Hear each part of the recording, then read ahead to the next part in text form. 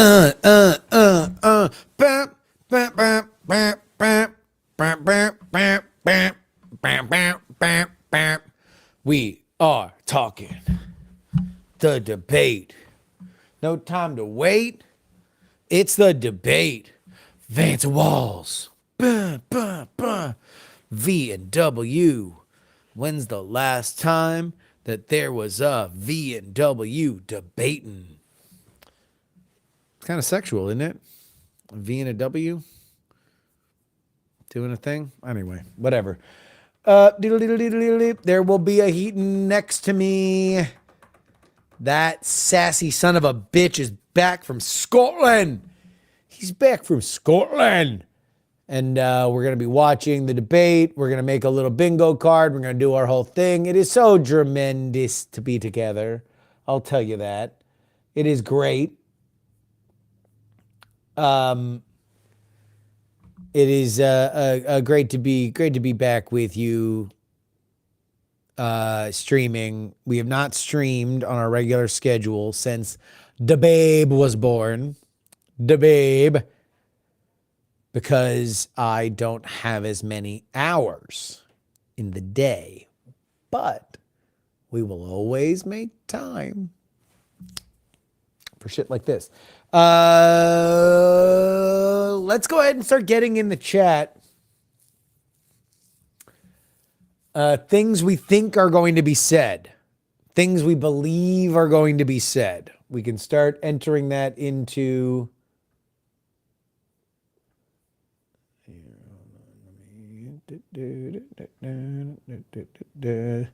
Delete a bunch of tabs for things that are secret. Shh, secrets. Okay, we're gonna do bingo. All right, here we are. Weird. Yeah. I feel like weird is going to be that's our free square. Cuz that's going to be said, right? That's going to be said in either a question or in a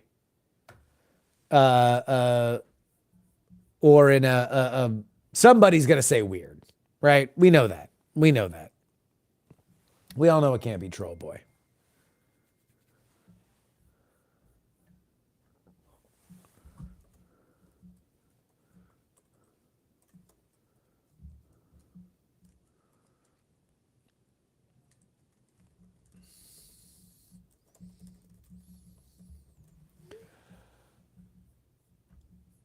Okay, so here we go. Yeah, weird.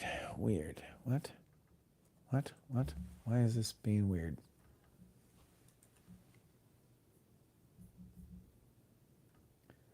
Why is this being stupid?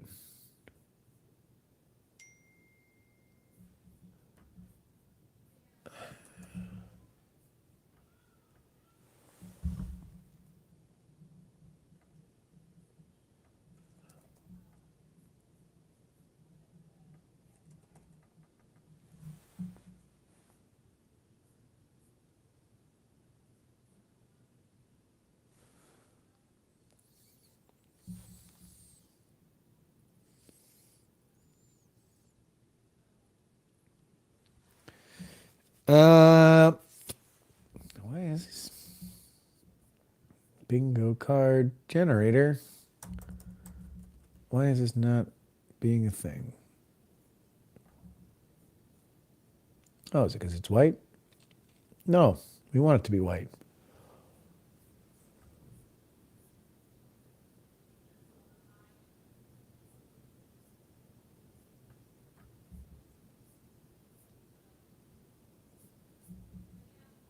This is being stupid.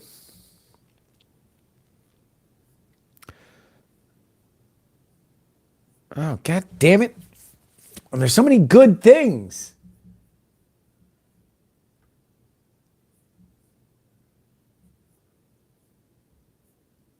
All right. Bingo card generator. Here we go. My free bingo cards. Here we go. VP debate. Words. All right, here we go. Weird. Cats.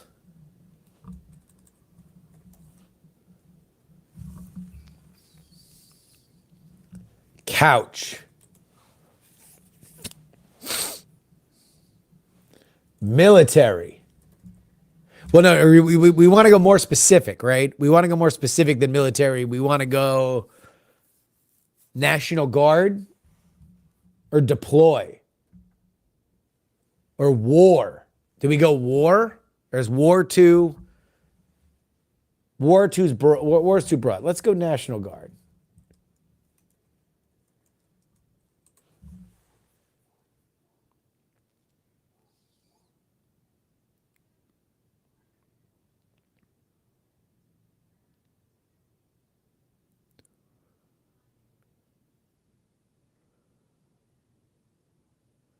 Cats. We already have cats.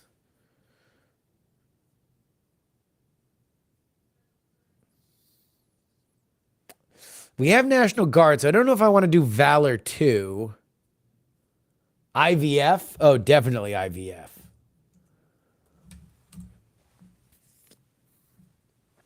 So, all right, so we have 2 things that will be Walz things. 3 things that'll be things that Walz will say about Vance, National Guard, IVF.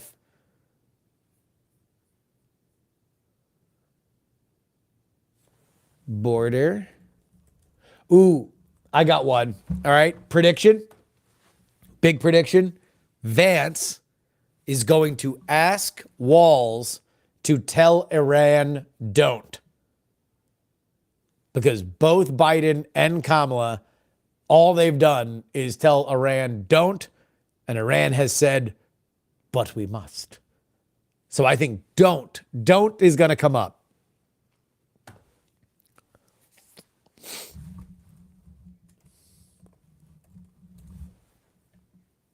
We'll put quotes around it.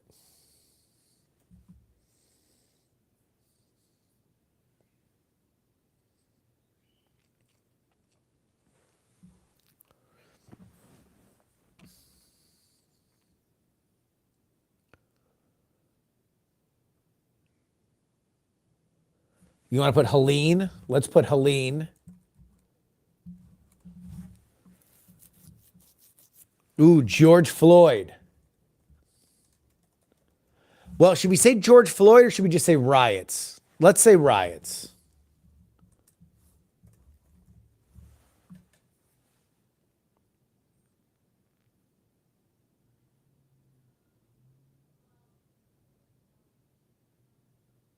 Ooh, Yale, tampon. That's good. Yale, tampon.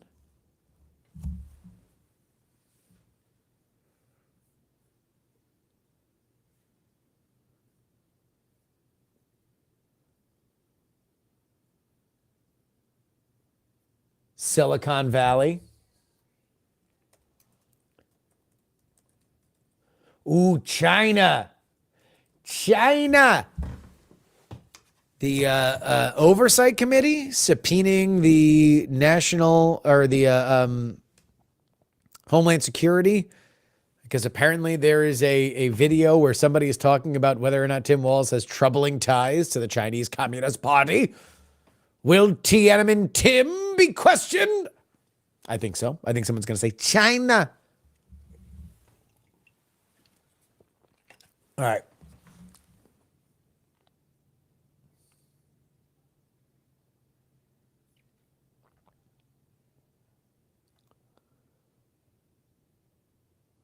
Yeah, we want 5 by 5, so we still got plenty.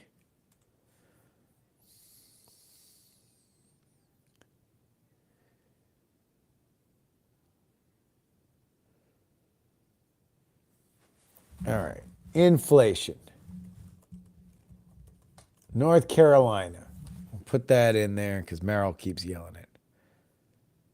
Assassination.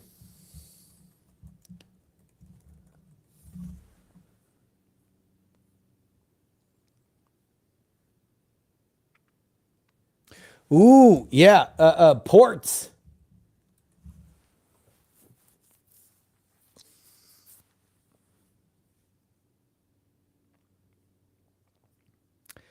Arsen Master says we should put Hurricane over Helene because it could mention future storms. No, you gotta be specific. You gotta be specific. That's what makes it fun.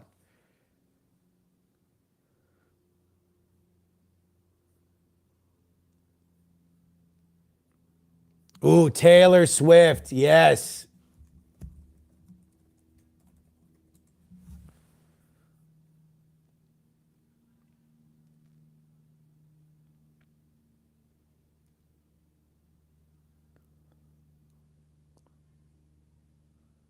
Ooh, Mark Robinson and Bidenomics. That's a good one.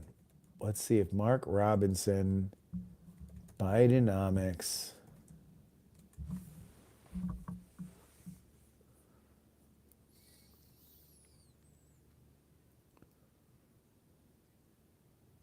Oh, football. Football.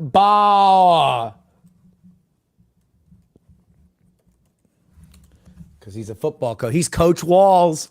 Coach Walz. Ooh, snitch line. Yeah, that's a good one. I'll just say snitch. Snitches get stitches.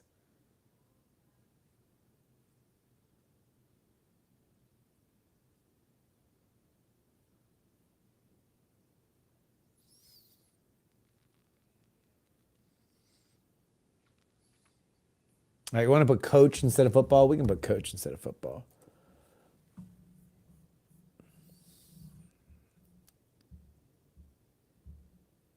Well, we have tampons, so we can't put bathroom. Felon. Yeah, let's put felon. Felon gong.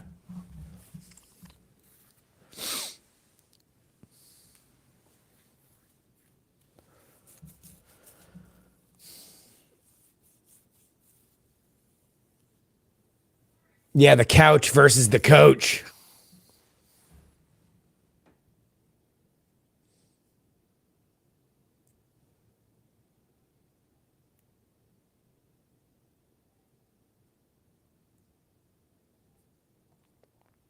Canute says they're not mentioning Mark Robinson. You think Tim Walz won't? Tim Walz might.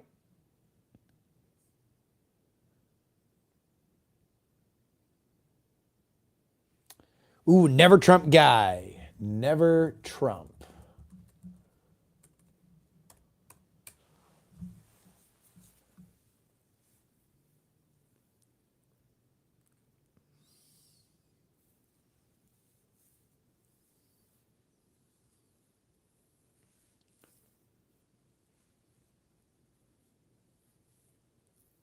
I mean, we have cats. Yeah, you want to? We can throw Haiti in there because cats is going to be.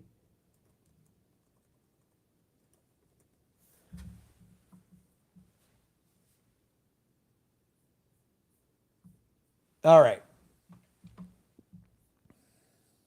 So let's put weird at the center here. China, and then weird. Weird's your free spot. Cats, couch, National Guard, IVF.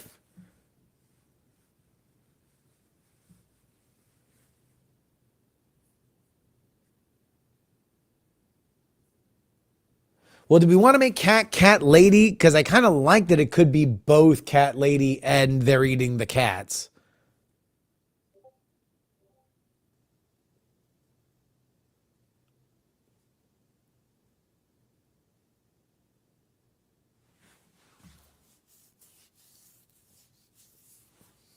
All right, let's just take a look at this right here. Oh, we don't want whatever.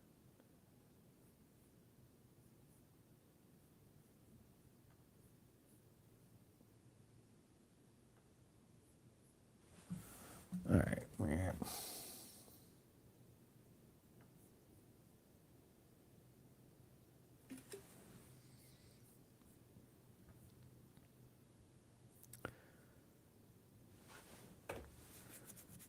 Haitian cat ladies. We're going to have some easy ones. I think that we're going to get, like, I don't think any of these are off the map. All right. So here we go. Let's take a look.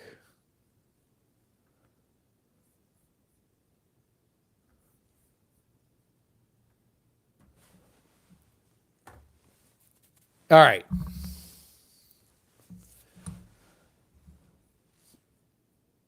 China, cats, couch, National Guard, IVF. So I would say IVF, riots, weird, ports, coach. That's likely, right? That one right there, likely. Coach, ports, weird, riots, IVF. These might all be questions, right?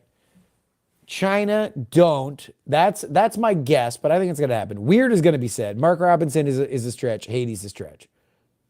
Coach, snitch line, felon, never Trump, Haiti, likely. I would say snitch line is probably the least likely, but JD Vance is like, when I was reviewing his tape, he likes to go for the little nuggets. He is a robustly worded man. He will say a lot of things. These are assassination and Bidenomics. Well, we can't do three things on the eating the dogs and eating the cats, right? So it's like cats. Cats is a double one, so it's likely to happen. Haiti, I believe, is likely to happen. Tampon, Silicon Valley, weird, inflation, North Carolina. I think that's likely. Couch, Helene, weird, Taylor Swift, felon. Probably Taylor Swift is the least likely there, but if you get Taylor Swift, you know, you can go down like that. I think this is good. Well, it won't be this scrunched. I'm blowing it up for well, you want to know what? Maybe I should.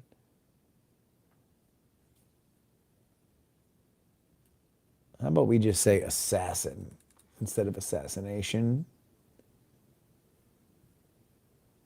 And we'll just do Biden.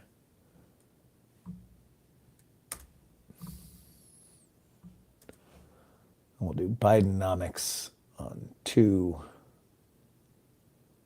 words there.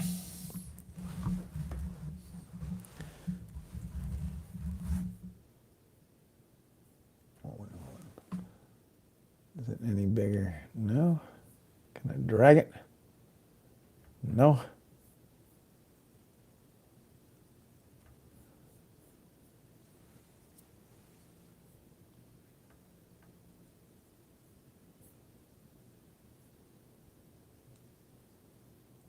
Let me just get the goddamn. I don't want physical bingo cards, you son of a bitch. I just want my goddamn enchiladas. There we go. Whatever, man. Whatever. We're just gonna throw this shit on Twitter. All right. Man, we're flying here tonight. We're flying. We're doing great work. We're doing great and important work.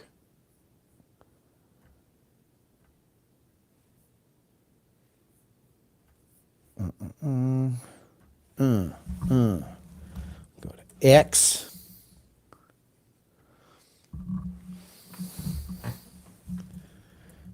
Official. PX3 bingo.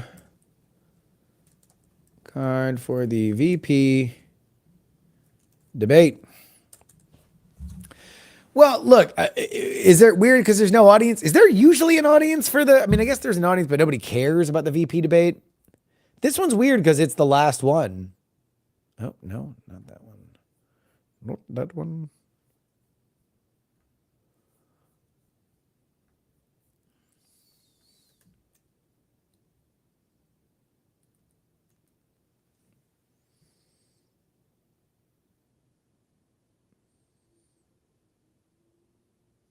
Oh, shit. The other one fucked up. God damn it. How am I bad at this? How am I fucking bad at this? All right. VP debate bingo. I can't believe I fucked this up, guys. I can't believe I fucked it up. We're going to go back to this one because I don't like the other one because it's too small. And it fucked up what I was doing. Okay. Weird. And then let's get this. I like the way that they were laid out. Weird. China. Cats. Couch. National Guard.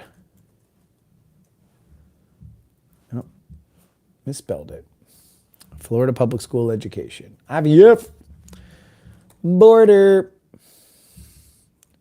Don't.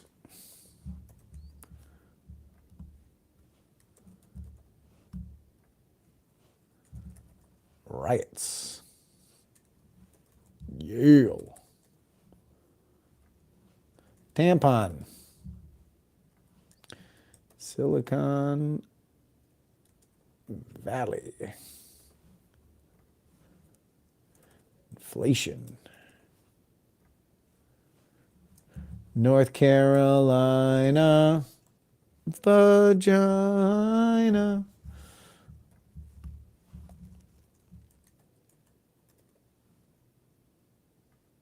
Assassin. Ports. Taylor Swift. Mock. Well, hold on. If we're going to go weird, should we say Mark Robinson or should we say Nude Africa? Do we go big or go home? And instead of Mark Robinson, we say Nude Africa. Is Nude Africa too far? Should we take it too far and say nude? Because Mark Robinson's already a reach. Nude Africa is a lot funnier, but it's less likely to be said.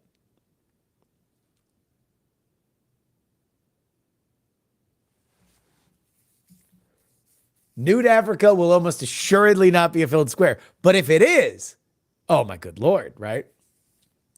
You're really happy.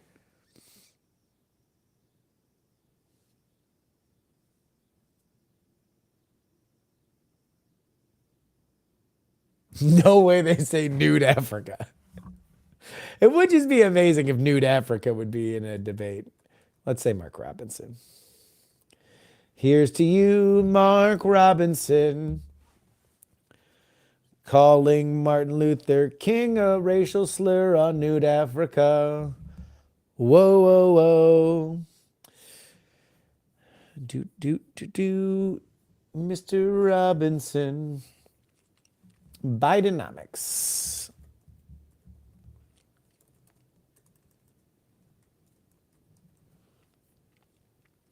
Not Biden comics. Bidenomics. Coach. Snitch. Felon.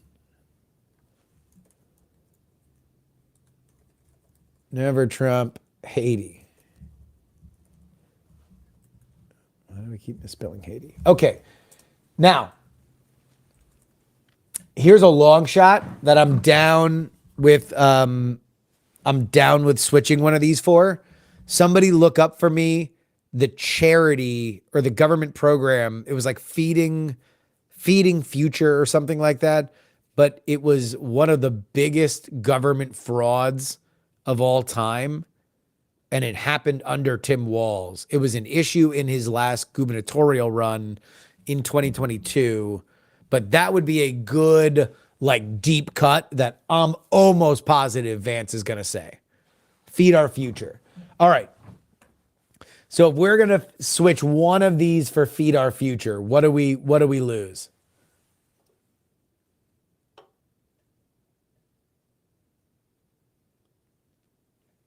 What do we lose here? What's weak?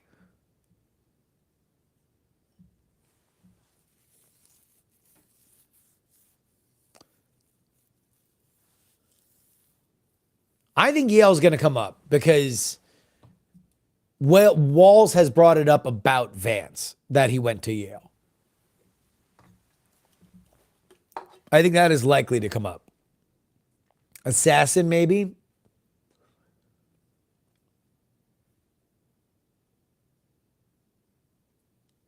Because it's got to be something that Vance would say.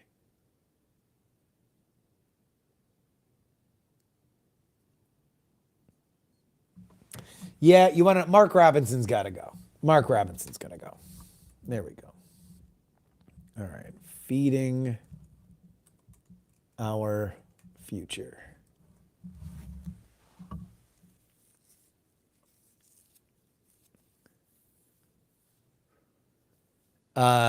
Descent into antics. No, Haiti and cats are not the same. Remember, childless cat lady is totally separate. So cats can go either way.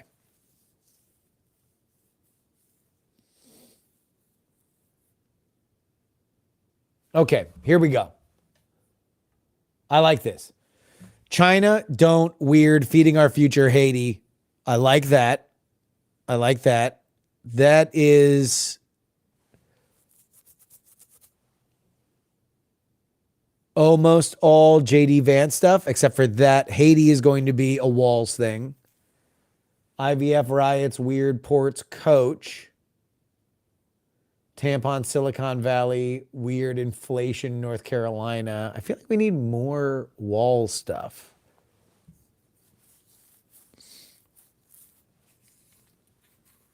If Nude Africa comes up, I'm blaming all y'all. All y'all are on my shit list if Nude Africa comes up.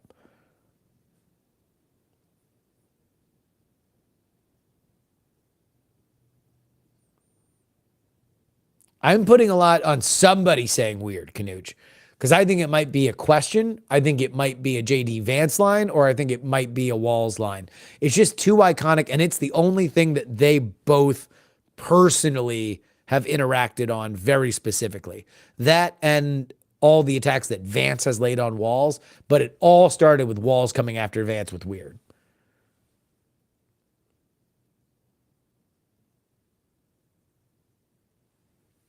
Take out Taylor Swift and put in Nude Africa.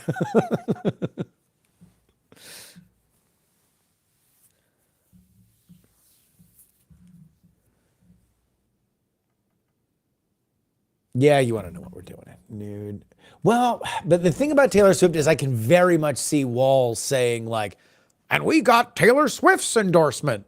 Like that seems very like his brand of like, I'm so cringe, I'm cool, right? Like that's his thing. His dad cool, his like animated uncle cool. Like that's his thing.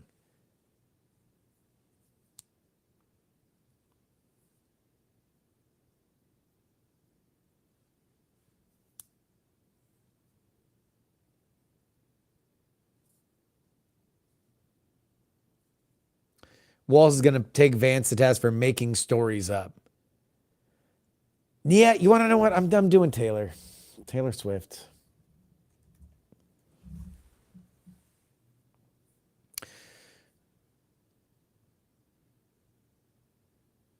So the story with Snitch is that when lockdown was happening in Minnesota, there was a phone line where you could report your neighbors not complying with lockdown. And so people called it the snitch line. It has become the coin of the realm on the right to describe Tim Walz as not the super cool rural dude that he portrays.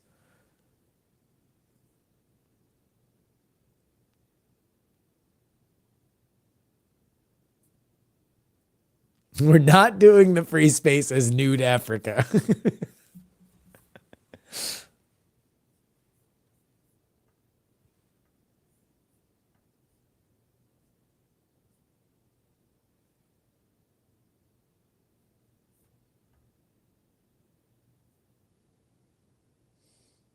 All right.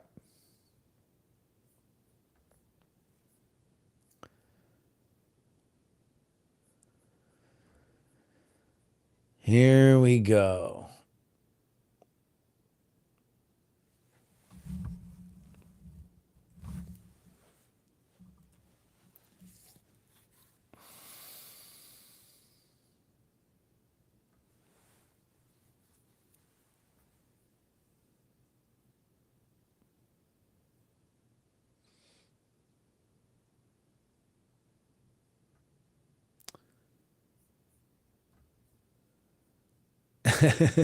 Donald Trump had the line of the. This is Knooch coming with receipts.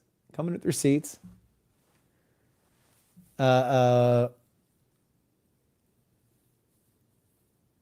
hasn't she done it? Yeah, turns out it wasn't the line of the night. As it turns out, it was not the line of the night. Why hasn't she done it? I thought that it was his best line. I still think that it's something that they should say more often. I think it is a good line of attack for them, but it was apparently not for everybody else.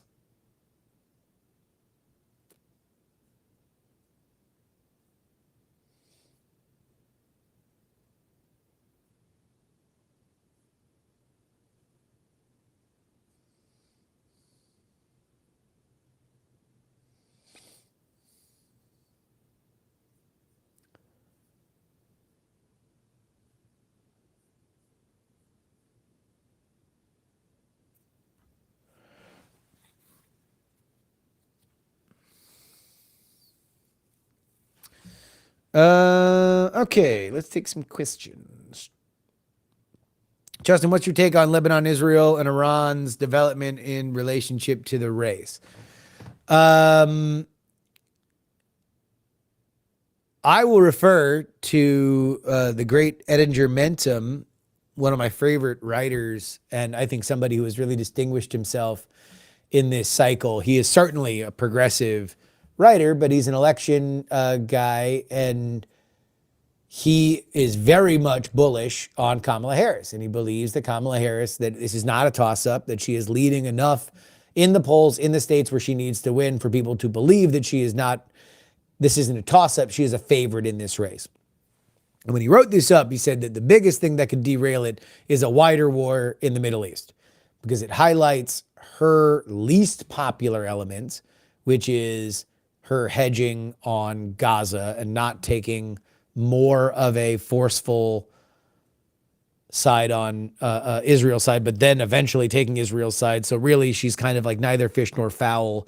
Nobody who's a huge Israel fan is like, thank God I'm really voting for Kamala Harris because she's going to stand up for Israel. And nobody who believes that Israel is committing genocide is like, thank God I got to vote for Kamala Harris. She's going to stop the genocide.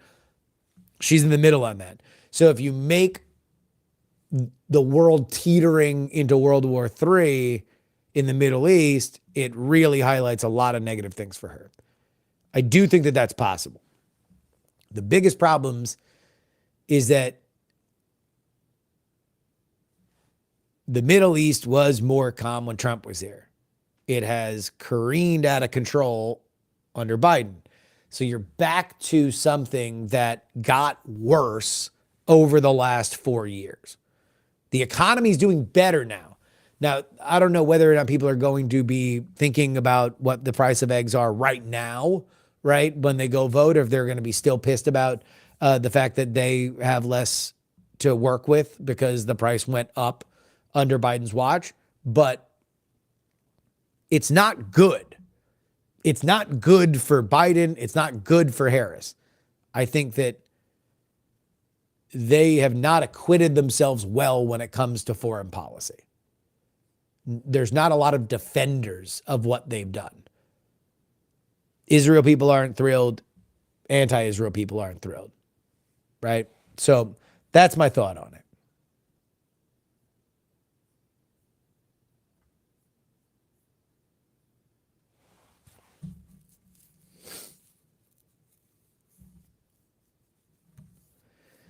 Does no one remember when Trump almost got us into a full-blown war with Iran? Says X15. Well, you know, his argument is, no, that's how you treat Iran. They kill a bunch of your soldiers, and the dude who brags about it is on a tarmac in Iraq. You blow them the fuck up. And then when they say, oh, we're going to get you,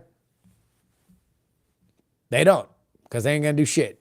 If they don't have any money, they can't do shit. Like, that's how you treat Iran. That's the Trump perspective, right?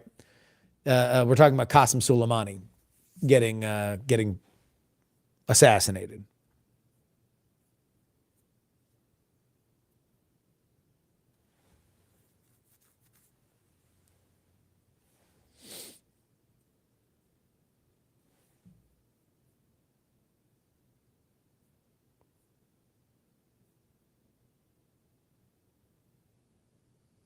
Do you think Biden will step in on the dock worker strike if the economy takes a hit from the supply chain limitations? Who knows? Who knows? I mean, the dock worker strike is a big deal. It's a big deal. I don't know how long it's going to last, though. I'm the least bullish on that affecting the election. I'll put it this way. I think it's Middle Eastern war number 1, Helene cleanup number 2, and dock worker strike down there at the bottom. Down there at the bottom. The debate is at the top of the hour.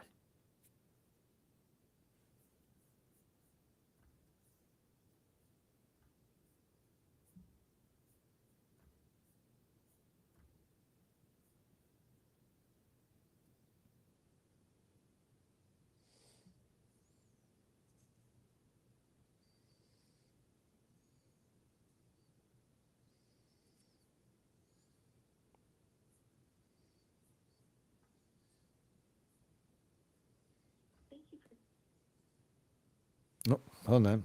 Yes, indeed. Thanks for calling in. More calls coming up.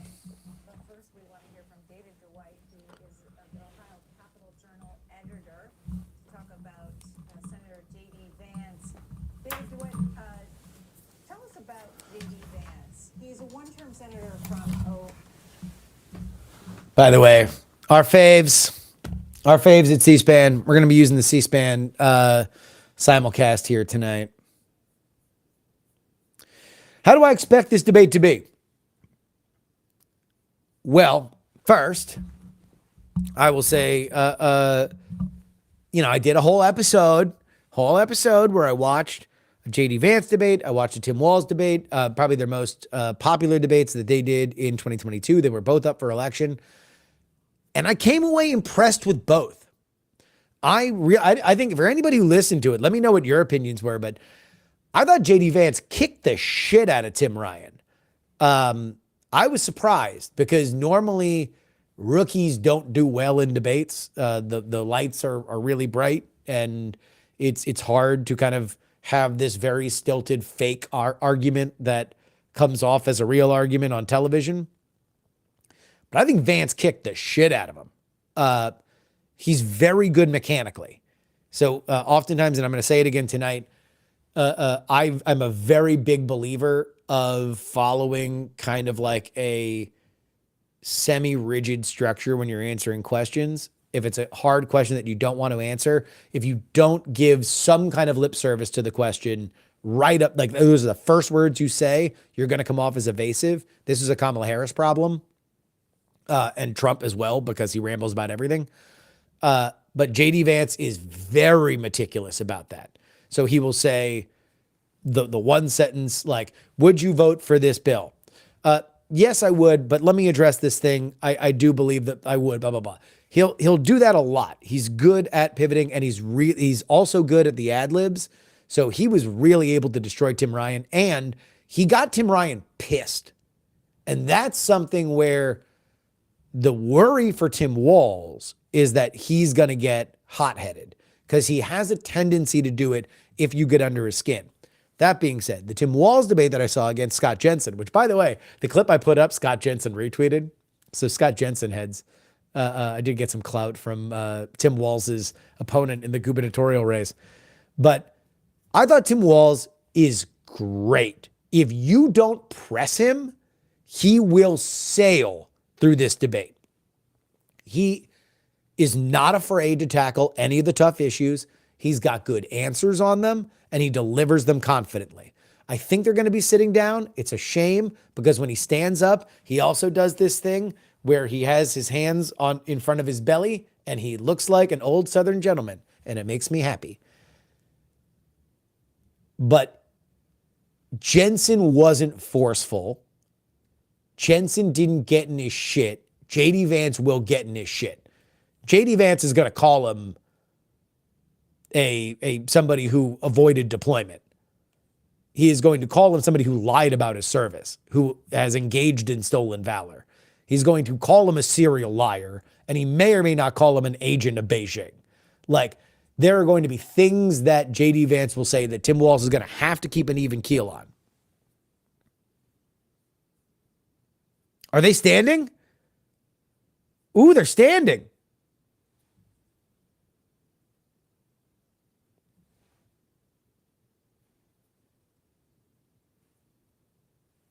I mean, the line for JD Vance, if he does well, is, you know, hey, sometimes the couch fucks you.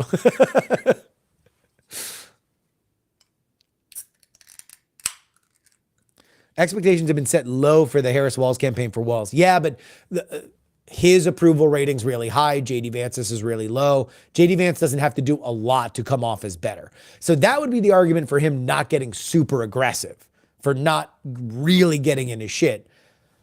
But I don't know. It really depends on what each campaign sees. And this would be the biggest problem for Walz, is that Walz is not his own candidate here. Walz is running the Kamala Harris playbook, which is a lot less than what he would do otherwise. Tim Walz is a verbose dude. He likes to tell stories. And, you know, I can see why progressives love Walz, because he's great at bringing a folksy rural energy to progressive standards, right? So he had a line in the debate that we broke down where his opponent, Scott Jensen, was saying that federal regulations were killing jobs in Minnesota, specifically with this one mining job. And Tim Walz deftly kind of went around it, said, no, you know, look, it was the federal government. We're going to listen to the science and follow the federal government wherever they go. We're not going to blah, blah, blah. And then said, you know, it's a total lie that people just don't want any federal regulations. I saw a bald eagle the other day. I'm glad that federal regulations existed for them. Chef's kiss. That's what you want to do. Folksy, perfect. And it gets around the idea of like fuck laws. It's like, hey man, laws exist for a reason. I'm the adult. That's where you want to be as a progressive.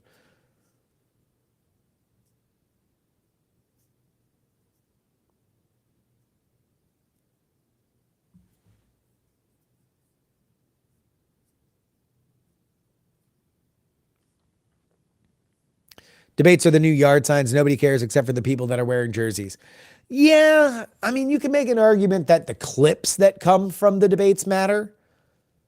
But also, look, if debates didn't matter, Joe Biden would still be running for president, right?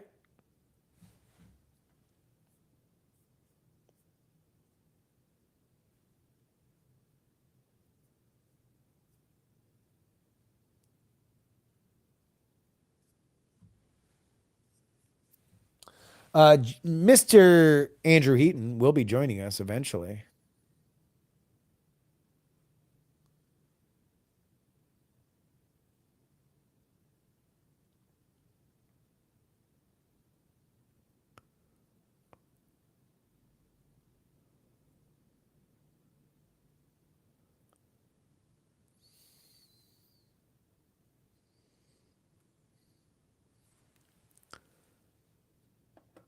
I don't know if Wallace is coming. I would assume so.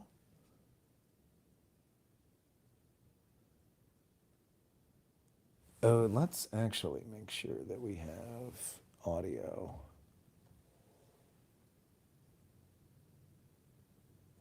No. Yep. I feel like I know her, and she's a Christian. I truly believe that her and her candidate for vice president are perfect. You were happy. You were happy with her pick, then, choosing the Minnesota governor. Yes, yes, I am. What does he bring to the table? He's down to earth. He is very sincere. Can you guys He's hear also that? Very sincere, and I was raised very poorly. But we had a roof over our head. We had food on the table. My dad was a steady worker, hard worker, and my mom was as well. And Can hear. all I can say is that I really believe in the two of them, and I feel it's a better thing for the United States. Trump and his nominee for vice president. Okay, so the primer on don't. And this is a me thing. I'm making a call here. This is a guess that I think that they are going to say, because I think that this is a moment where they want to cement all of the chaos that is happening in Israel and the Middle East and Iran. Both Joe Biden and Kamala Harris are on the record as saying whenever anybody asks them, what do you say to Iran? Don't. It was Joe Biden's favorite thing to say. It was Kamala Harris's favorite thing to say. I think JD Vance is going to highlight that as a sign of this is what weakness looks like, begging your adversaries not to attack. This is what strength looks like, maximum pressure on Iran, and signing normalization and peace agreements with Israel and the Arab world. It's a hunch. If I'm wrong, I'm wrong.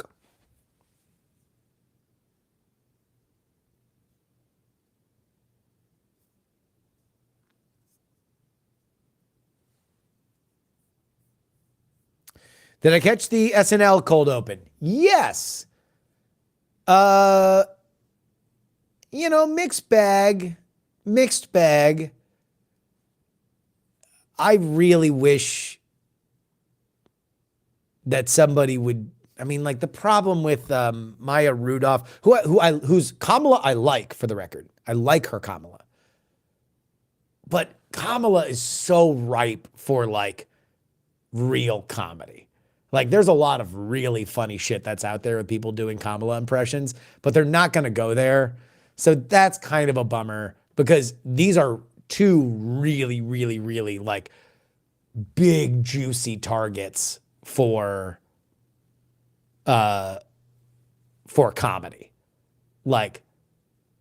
Kamala when Kamala gets into her I am going to confidently bullshit my way through this oral presentation mode. And James Austin Johnson is the funniest Trump impression that there is. You already got a winner there. God, it would be so good if they were able to do it. Yeah, Dana Carvey, look, you guys know my opinion on Dana Carvey. Dana Carvey's the GOAT. Dana Carvey's the best. I love Dana Carvey. Will CBS not be fact-checking? I have no fucking idea. I have no idea.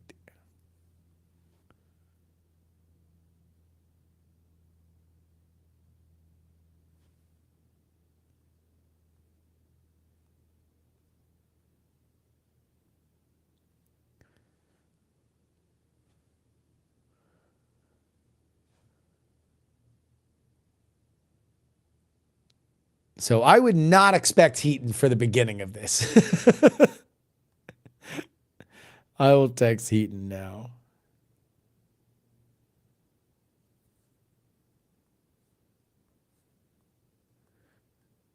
You coming for debate?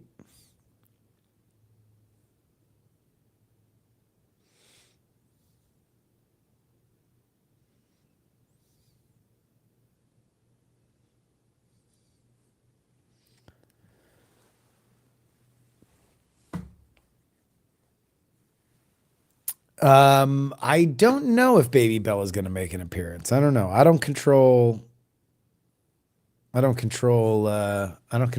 her schedule. She is on her own schedule. Okay, Heaton says he's on his way.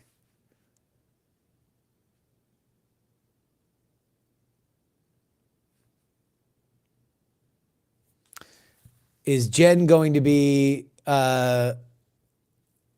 pissed that you forgot to invite her? No, she was actually setting up at her place because she was going to do Sky News Arabia.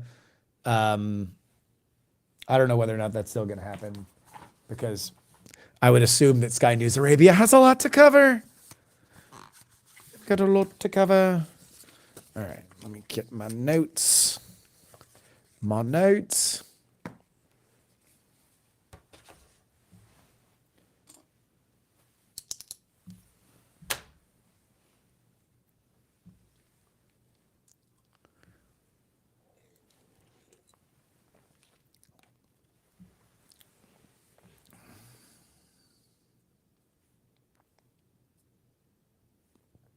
All right, I'm going to take a bathroom break before we rock in here.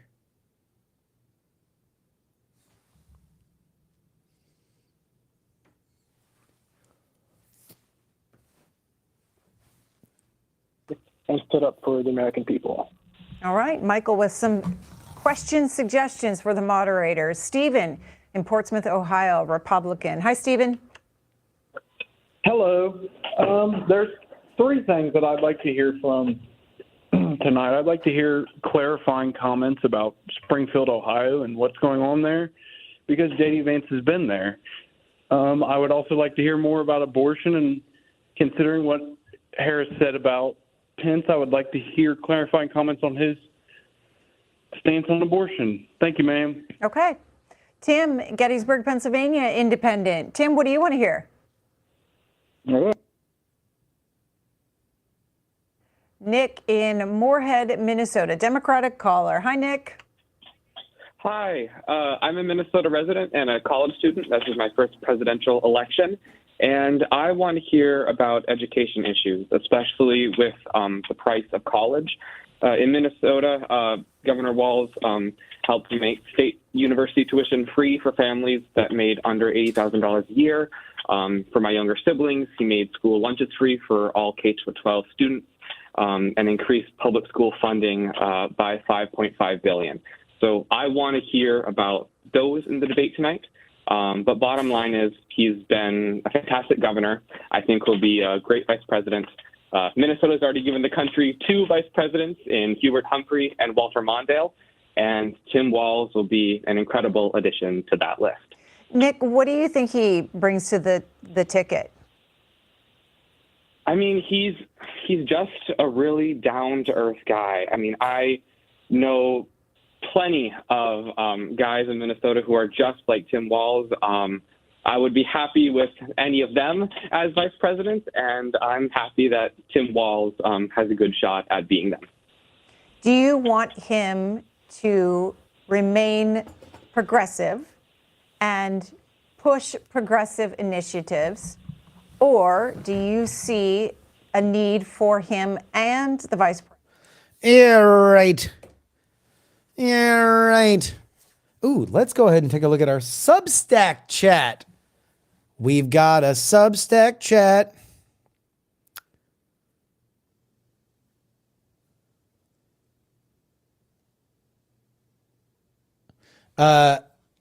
Has anybody that wasn't subscribed to my free political newsletter signed up for the free political newsletter? I've really had a good time writing it. If there's one thing that has gone away, it is my regular streaming. But I've picked up these fingers. These fingers have started working again, and I really, really like it. So the Substack is there. Oh wait, did I not post this thread? Did I not post this thread? Fuck. I guess I didn't. What was the moment of the debate? List it here.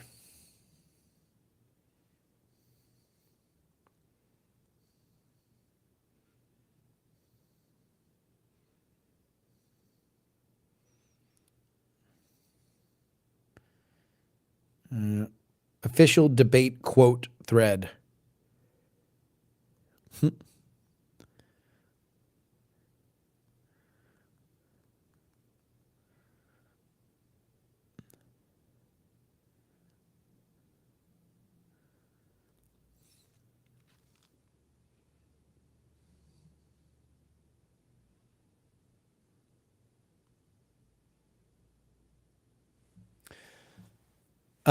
Yeah, so Substack has chat.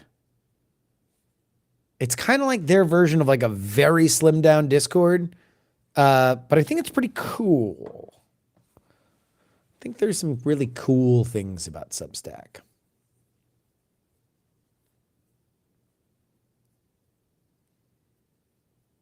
Was already subscribed. The newsletter's been good. Most of what I got done in between caring for the newborn and playing Hearthstone. Is Trump live streaming his reaction to the debates? I have no idea.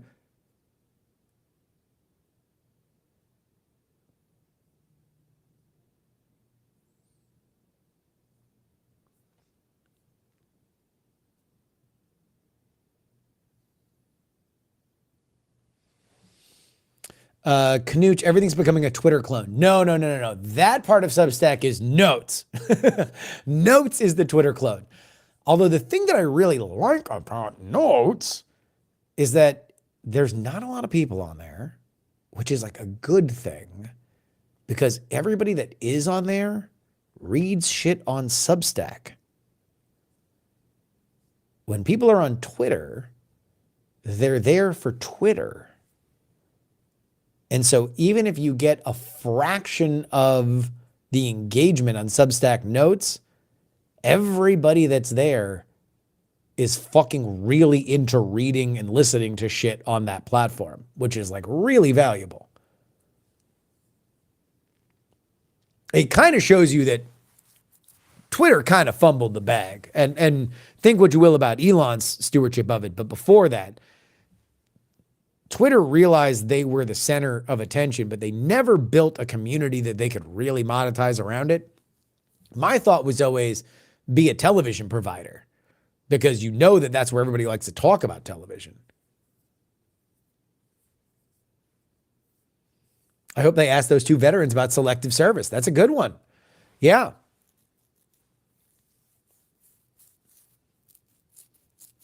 I mean, that would also be the place where JD Vance could say, well, I'd deploy.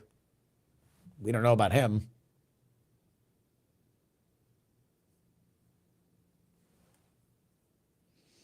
Twitch rolled out a side screen that stays there as rotating ads. Yeah, man.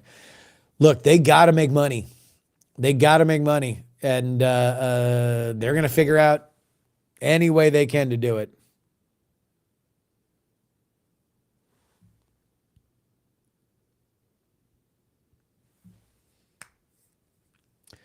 Any idea when we might get morning live streams again? We will get morning live streams when I know when I'm waking up again.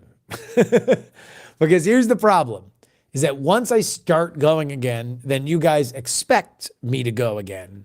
And I need to know I can fill that out. I can't, if I just do catch as catch can shit, then I know how that works. It just ends up with me doing shitty 15-minute streams, and it's not good for anybody.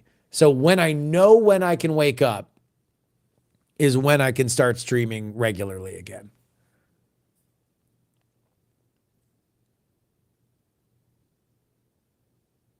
Baby Bella political stream when? Soon. Switch to the afternoons like the old days. No. Look, I don't think you guys understand. It's not like I don't have to do shit with the kid during the day. I also have to do shit with the kid during the day. I am doing my best to crank this fucking content machine as hard as I fucking can for you guys. Trust me.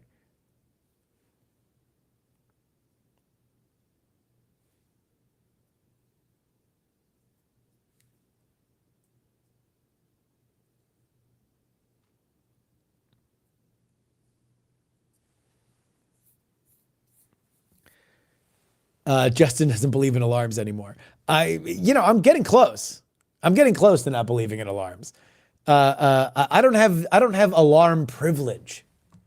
I don't have alarm privilege because I don't know when I go to sleep. That's the other big thing.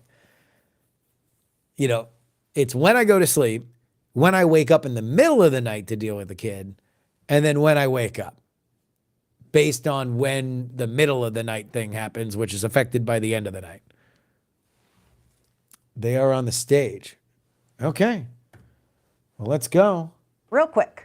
Well, I'd like to hear Mr. Walz talk about decency and the lack of it on the Republican side, because we know from pretty much his... Are we behind? He was prosecuted as a slumlord. He's bankrupted several companies, not personal bankruptcy, but several businesses. He's known for not paying contractors, middle America. You want to work for a man who won't pay you, a rich man who won't pay you. As far as the economy, he's racked up more than $3.5 billion in... All right, Stephanie, I will leave it there because we are now just moments away from tonight's simulcast of the CBS News vice presidential debate here on C-SPAN. Again, a little more than 90 minutes of debate expected tonight between J.D. Vance and Tim Walz. After the debate, we'll hear your phone calls and see your reaction on social media and take a look inside the spin room in New York to see how the campaigns are spinning the debate. That's all here on the C-SPAN networks following tonight's debate.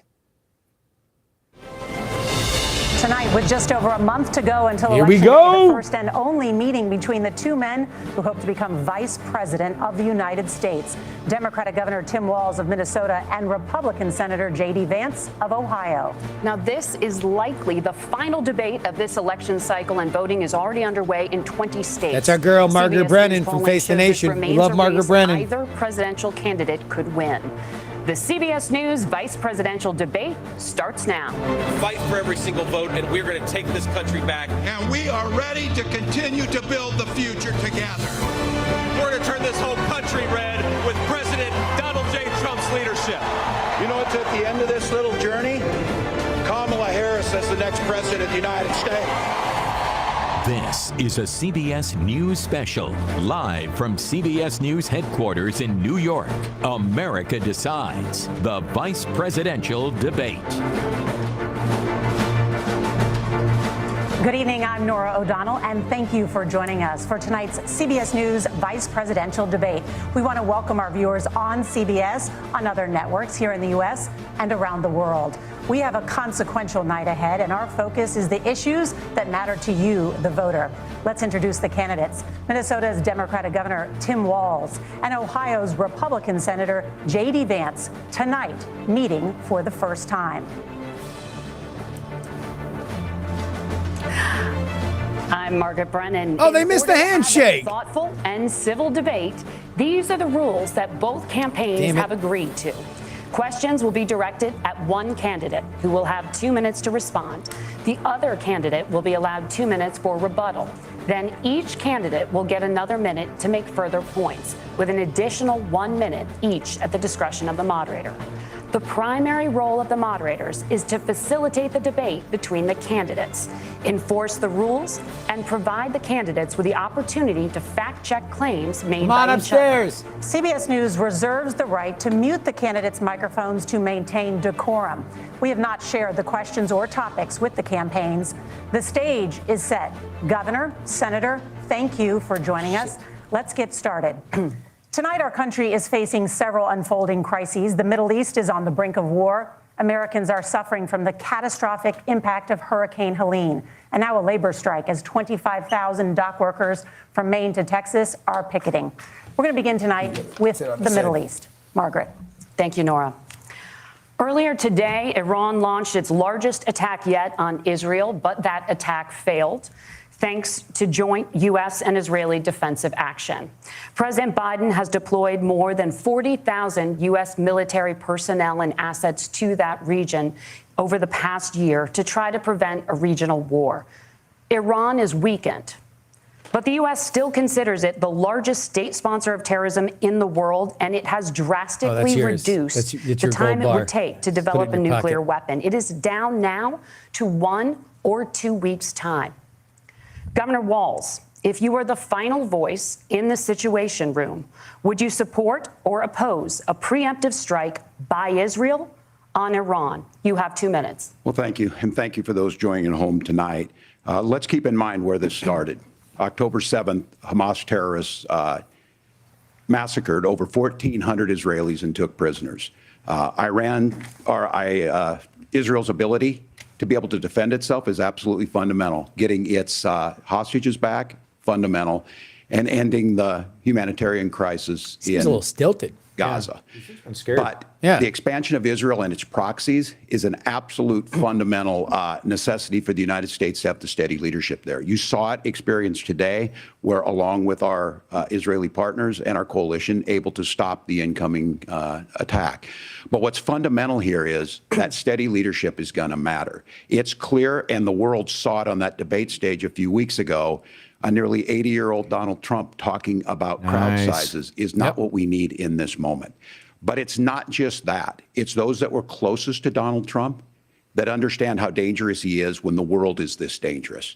His chief of staff, John Kelly, said that he was the most flawed human being he'd ever met.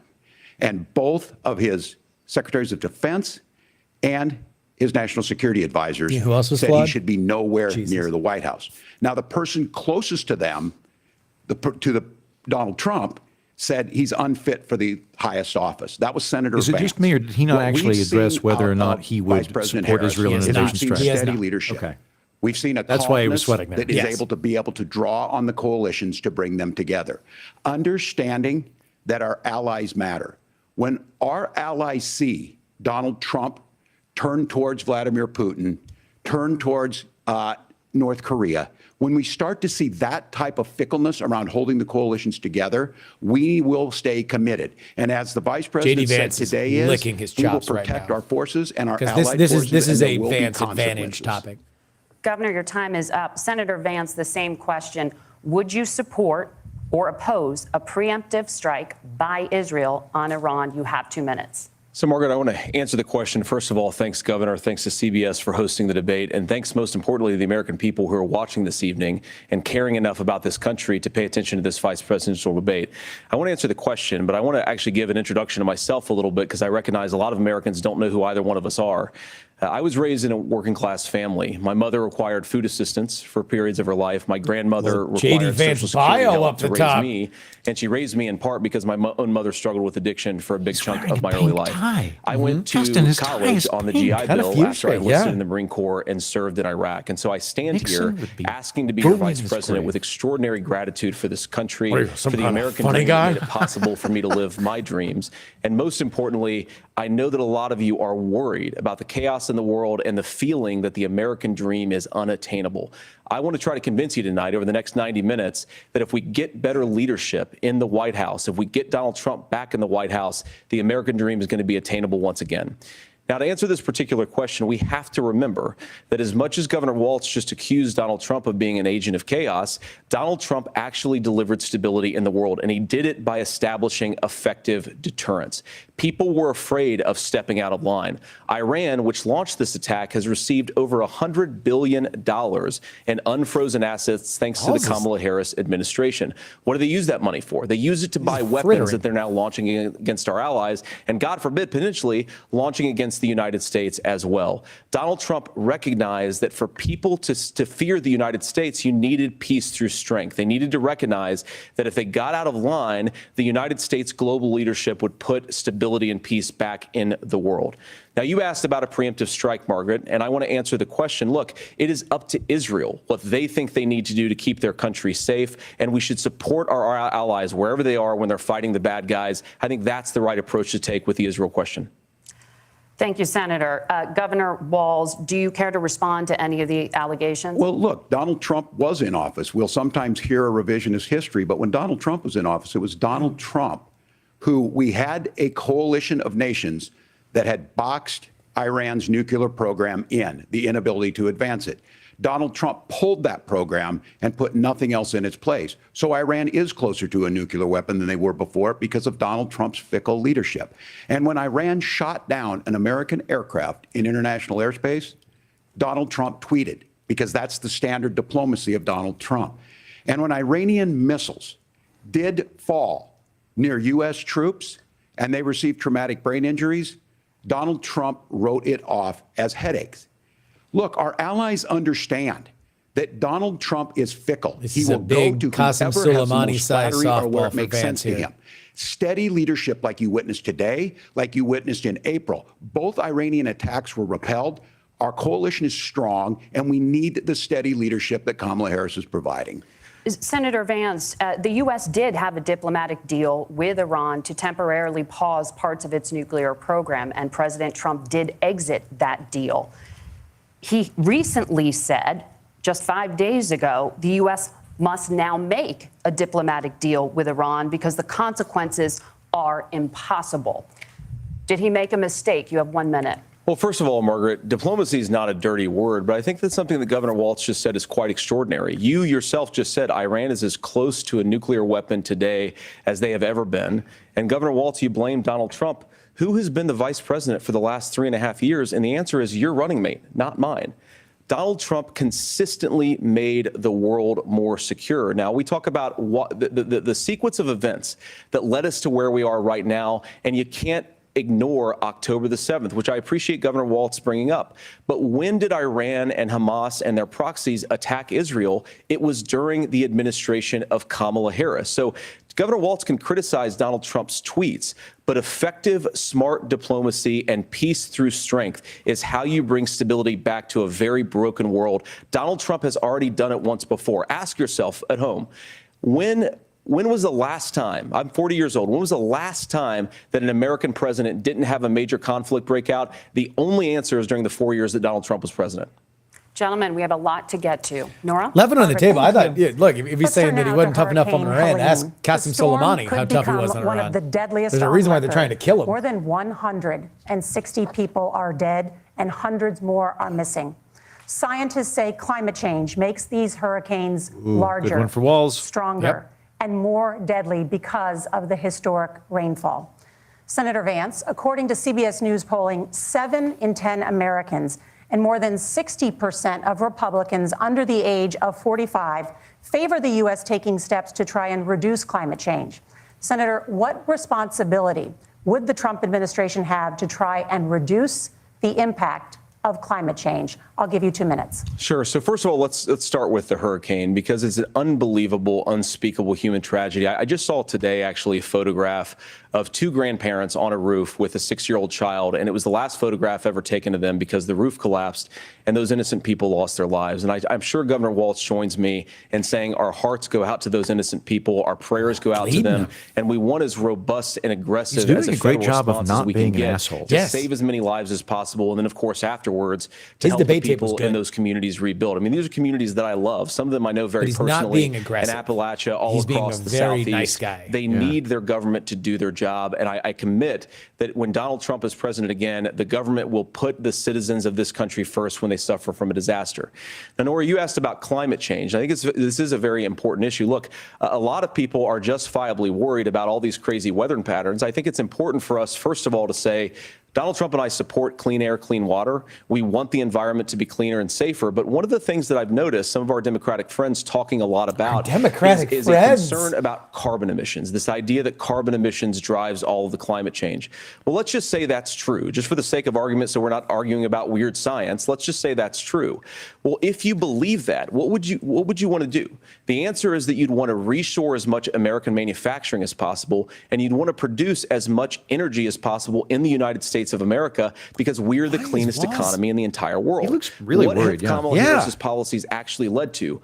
More Looks like he's, energy like, late for production a in China, train. more manufacturing overseas, more doing business in some of the dirtiest parts of the entire world. And when I say that, I mean the amount of carbon emissions they're doing per unit of economic output. So if we actually care about getting cleaner air and cleaner water, the best thing to do is to double down and invest in American workers and the American people. And unfortunately, Kamala Harris has done exactly the opposite.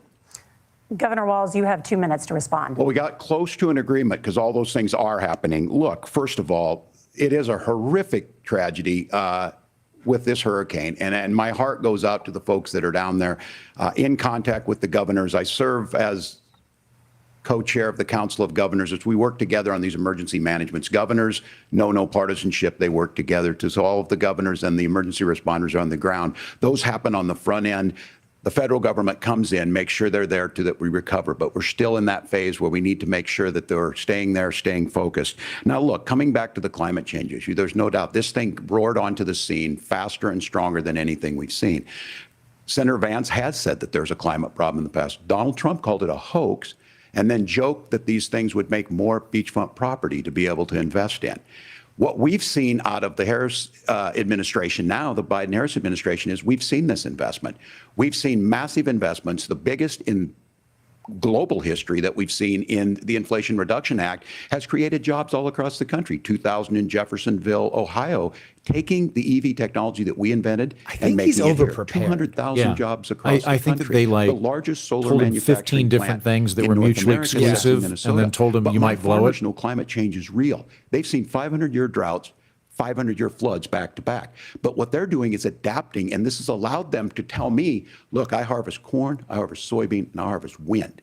We are producing more natural gas and more oil at any time than we ever have. We're also producing more clean energy. So the solution for us is to continue to move forward, that climate change They've run is away real. from saying that. Reducing our impact is absolutely critical, but this is not a false choice. You can do that at the same time you're creating the jobs that we're seeing all across the country. That's exactly what this administration has done. We are seeing us becoming an energy superpower for the future, not just the current. And that's what absolutely makes sense. And then we start thinking about how do we mitigate these disasters.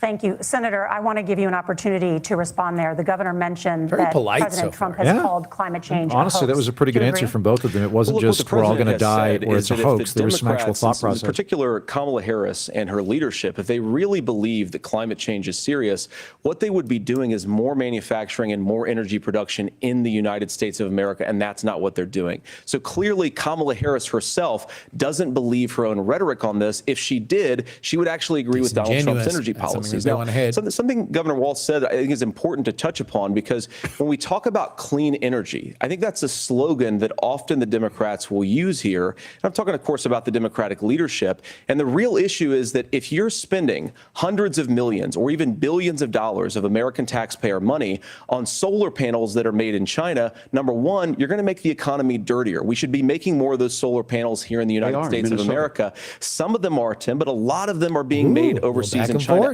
especially the components that go into those solar panels. So if you really want to make the environment cleaner, you've got to invest in more energy production. We haven't built a nuclear facility, I think, one in the past 40 years. Natural gas, we got to invest more in it. Kamala Harris has done the opposite. That's raised energy prices and also meant that we're doing Senator, worse by the climate. your time is up. Governor, would you like to respond? Well, look, we're producing more natural gas than we ever have. There's no moratorium on that. We're producing more oil. But the folks know, and like I said, again, these are not liberal folks. These are not folks that are Green New Deal folks. These are farmers that have been drought one year, massive flooding the next year. They understand that it makes sense. Look, our number one export cannot be topsoil from erosion from these massive storms. We saw it in Minnesota this summer.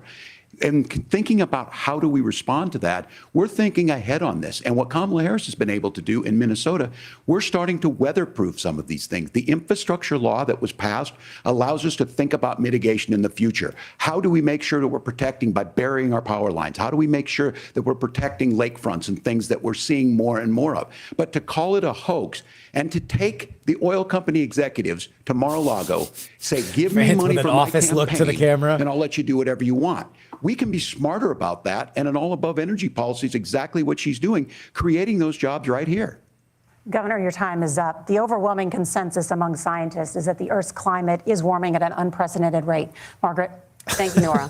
We're going to turn now to immigration. The crisis at the U.S.-Mexico border. Thank you. I always feel like she needed to. She thought she was going to argue with somebody about that. Yep. American voters. Senator Vance. Your corrected campaign no one. is pledging to carry out the largest mass deportation plan in American history and to use the U.S. military to do so. Could you be more specific about exactly how this will work? For example, would you deport parents who have entered the U.S. illegally and separate them from any of their children who were born on U.S. soil? You have 2 minutes. So first of all, Margaret, before we talk about deportations, we have to stop the bleeding. We have a historic immigration crisis because Kamala Harris started and said that she wanted to undo all of Donald Trump's border policies. 94 executive orders suspending deportations, decriminalizing illegal aliens, massively increasing the asylum fraud that exists in our system. That has opened the floodgates. And what it's meant is that a lot of fentanyl is coming into our country. I had a mother who struggled with opioid addiction and has gotten clean. I don't want people who are struggling with addiction to be deprived of their second chance because Kamala Harris let in fentanyl into our communities at record levels. So you've got to stop the bleeding. You've got to re-implement Donald Trump's border policies, build the wall, re-implement deportations. And that gets me to your point, Margaret, about what do we actually do? So we've got 20, 25 million illegal aliens who are here in the country. What do we do with them? I think the first thing that we do is we start with the criminal migrants. About 1 million of those people have committed some form of crime in addition to crossing the border illegally. I think you start with deportations on those folks. And then I think you make it harder for illegal aliens to undercut the wages of American workers. A lot of people will go home if they can't work for less than minimum wage in our own country. And by the way, that'll be really good for our workers who just want to earn a fair wage for doing a good day's work. And the final point, Margaret, is you ask about family separation. Right now in this country, Margaret, we have 320,000 children that the Department of Homeland Security has effectively lost. Some of them have been sex trafficked. Some of them hopefully are at homes with their families. Some of them have been used as drug trafficking mules. The real family separation policy in this country is unfortunately Kamala Harris's wide open southern border. And I'd ask my fellow Americans to remember when she came into office, she said she was going to do this. Real leadership would be saying, you know what, I screwed up. We're going to go back to Donald Trump's border policies. I wish that she would do that. It would be good for all of us.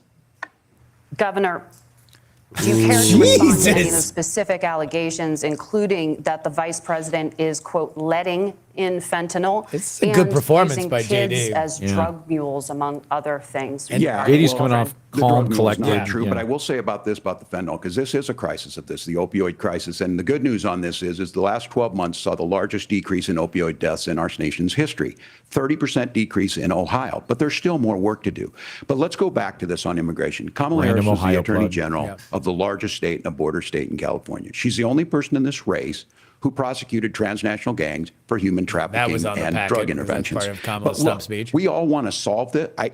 Most of us want to solve this, and that is the United States Congress. That's the Border Patrol agents. That's the Chamber of Commerce. That's most Americans out here. That's why we had the fairest and the toughest bill on immigration that this nation's seen. It was crafted by a conservative senator from Oklahoma, James Lankford. I know him. He's super conservative, but he's a man of principle, wants to get it done. Democrats and Republicans worked on this piece of legislation. The Border Patrol said, this is what we need in here. These are the experts. And the Chamber of Commerce and the Wall Street Journal said, pass this thing. Kamala Harris helped get there. 1,500 new border agents, detection for drugs, DOJ money to speed up these the adjudications on this. They just have for him America reading this One. whole packet. But as soon as I was getting Let ready Walz to be pass and actually Walz. tackle this, Donald Trump said no. I thought he was Told going to them be more vote against feisty it than this. because it gives more him a folksy. campaign issue. Either one, It yeah. gives him what would Donald Trump talk about if we actually did some of these things? And they need to be done by the legislature. You can't just do this through the executive branch. So look, we have the options to do this. Donald Trump had 4 years. He had 4 years to do this. And he promised you, America, how easy it would be. I'll build you a big, beautiful wall, and Mexico will pay for it. Less than 2% of that wall got built, and Mexico didn't pay a dime. But here we are again, 9 years after he came down that escalator, dehumanizing people and telling them what he was going to do. As far as the deportation plan, at one point, Senator Vance said it was so unworkable to be laughable. So that's where we're at. Pass the bill, she'll sign it. Governor, your time is up. Senator, the question was, will you separate parents from their children, even if their kids are U.S. citizens? You have 1 minute. Margaret, my point is that we already have massive child separations thanks to Kamala Harris's open border. And I didn't accuse Kamala Harris of inviting drug mules. I said that she enabled the Mexican drug cartels to operate freely in this country. And we know that they use children as drug mules, and it is a disgrace, and it has to stop. Look, I think what Tim said just doesn't pass the smell test. For 3 years, Kamala Harris went out bragging that she was going to undo Donald Trump's border policy. She did exactly that. We had a record number of illegal crossings. We had a record number of fentanyl coming into our country. And now that she's running for president, or a few months before, she says that somehow she got religion and cared a lot about a piece of legislation.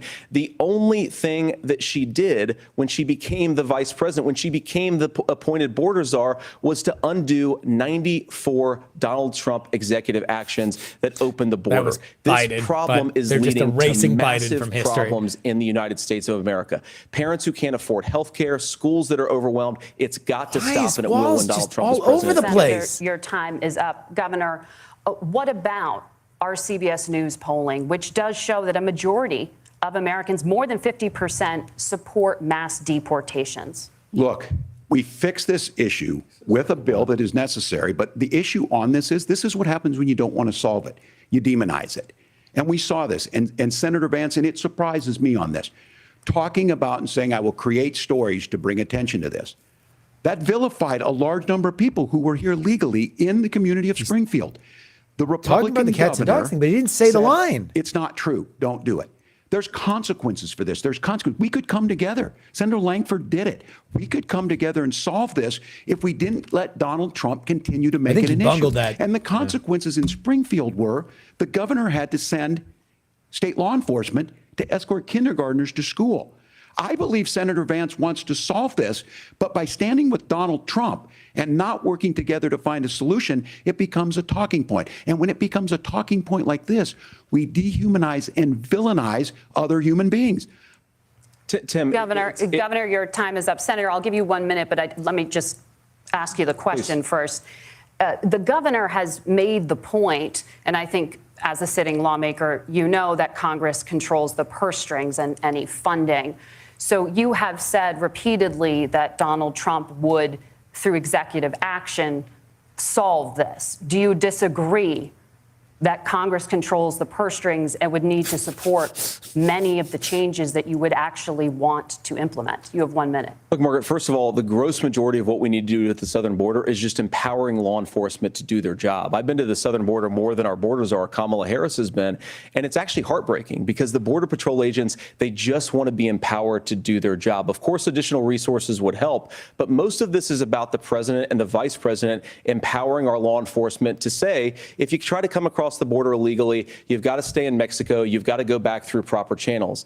Now, Governor Walz brought up the community of Springfield, and he's very worried about the things that I've said in Springfield. Look, in Springfield, Ohio, and in communities all across this country, you've got schools that are overwhelmed, you've got hospitals that are overwhelmed, you have got housing that is totally unaffordable because we brought in millions of illegal immigrants to compete with Americans for scarce homes. The people that I'm most worried about in Springfield, Ohio, are the American citizens who have had their lives destroyed by Kamala Harris's open border. It is a disgrace, Tim. And I actually think, I agree with you. I think you want to solve this problem, but I don't think that Kamala Harris does. Senator, your time is up. Governor, you have 1 minute to respond. Yeah, well, it is law enforcement that asked for the bill.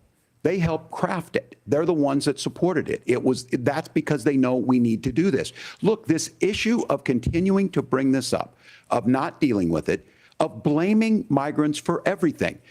On housing, we could talk a little bit about Wall Street speculators buying up housing and making them less affordable, but it becomes a blame. Look, this bill also gives the money necessary to adjudicate. I agree. It should not take 7 years for an asylum claim to be done. This bill gets it done in 90 days. Then you start to make a difference in this, and you start to adhere to what we know, American principles. I don't talk about my faith a lot, but Matthew 25:40 talks about, to the least amongst us, you do unto me. I think that's true of most Americans. They simply want order to it. This bill does it. It's funded. It's supported by the people who do it. And it lets us keep our dignity about how we treat other people. Thank you, Governor. And just to clarify for our viewers, Springfield, Ohio does have a large number of Haitian migrants who have legal status, temporary protected status. Well, Margaret, but thank you, Senator. We have so much to get to. Margaret, I think it's important because we're going to turn out of the economy. Thank Margaret, you. The rules were that you guys weren't going to fact check, and since you're fact checking me, I think it's important to say what's actually going on.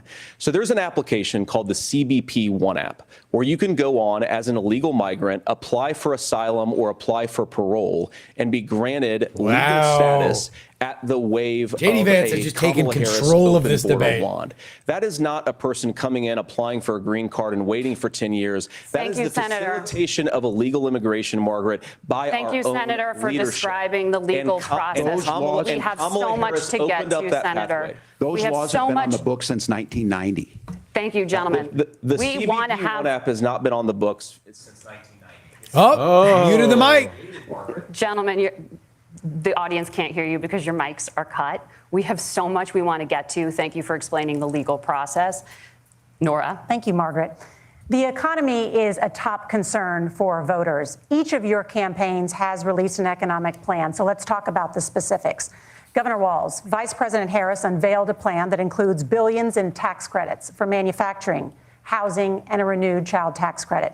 The Wharton School says your proposals will increase the nation's deficit by $1.2 trillion. How would you pay for that without ballooning the deficit? Governor, I'll give you 2 minutes. Yeah, thank you. And Kamala Harris and I do believe in the middle class because that's where we come from. We both grew up in that. We understand. So those of you out there listening tonight, you're hearing a lot of stuff back and forth, and it's good. It's healthy. That's what this is supposed to happen. You should be listening. How's this going to impact me? The bold forward plan that Kamala Harris put out there is talking about this housing issue. The one thing is there's 3 million new houses proposed under this plan with down payment assistance on the front end to get you in a house. A house is much more than just an asset to be traded somewhere. It's foundational to where you're at. And then making sure that the things you buy every day, whether they be prescription drugs or other things, that there's fairness in that. Look, the $35 insulin is a good thing, but it costs $5 to make insulin. They were charging $800 before this law went into effect. As far as the housing goes, I've seen it in Minnesota. 12% more houses in Minneapolis, prices went down on rent 4%. It's working. And then making sure tax cuts go to the middle class. $6,000 child tax credit, we have one in Minnesota, reduces childhood poverty by 1/3. We save money in the long run, and we do the right thing for families. And then getting businesses off the ground. The law as it stands right now is $5,000 tax credit for small business, increasing that to $50,000. Now, this is a philosophical difference between us. Donald Trump made a promise, and I'll give you this. He kept it. He took folks to Mar-a-Lago, said, you're rich as hell, I'm going to give you a tax cut. He gave the tax cuts that predominantly went to the top class. What happened there was an $8 trillion increase in the national debt, the largest ever. Now he's proposing a 20% consumption or sales tax on everything we bring in. Everyone agrees, including businesses, it would be destabilizing it, it would increase inflation and potentially lead to a recession. Look, this is simple they're for just you. not even Where saying are we tariffs. going? Kamala Harris has said to do the things she wants to do. We'll just ask the that's being wealthiest too to pay nice their to it. fair Why share. aren't they just When calling you it do a that, tariff? Our system works Because best. it's popular? More people are Because the participating other in thing it, tests and worse? folks have the things that they need. Senator, I want to give you a moment to respond on that. But similarly, the Wharton School has done an analysis of the Trump plan and says it would increase the nation's deficit by $5.8 trillion. My question is the same for you. How do you pay for all that without ballooning the deficit? I'll give you 2 minutes. Well, first of all, you're going to hear a lot from Tim Walz this evening, and you just heard it in the answer, a lot of what Kamala Harris proposes to do. And some of it, I'll be honest with you, it even sounds pretty good. Here's what you won't hear, is that Kamala Harris has already done it. Because she's been the vice president for 3.5 years. She had the opportunity to enact all of these great policies. And what she's actually done instead is drive the cost of food higher by 25%, drive the cost of housing higher by about 60%, open the American southern border and make middle-class life unaffordable for a large number of Americans. If Kamala Harris has such great plans for how to address middle-class problems, then she ought to do them now. Not when asking for a promotion, but in the job the American people gave her 3.5 years ago. And the fact that she isn't tells you a lot about how much you can trust her actual plans. Now, Donald Trump's economic plan is not just a plan, but it's also a record. A lot of those same economists attack Donald Trump's plans, and they have PhDs, but they don't have common sense and they don't have wisdom. Because Donald Trump's economic Don't worry about that $5 trillion highest deficit thing she said. Just forget about take-home that. pay in a School of generation hard in this knocks. country, School of hard knocks. 1.5% inflation, and to boot, peace and security all over the world. So when people say that Donald Trump's economic plan doesn't make sense, I say look at the record. He delivered rising take-home pay for American workers.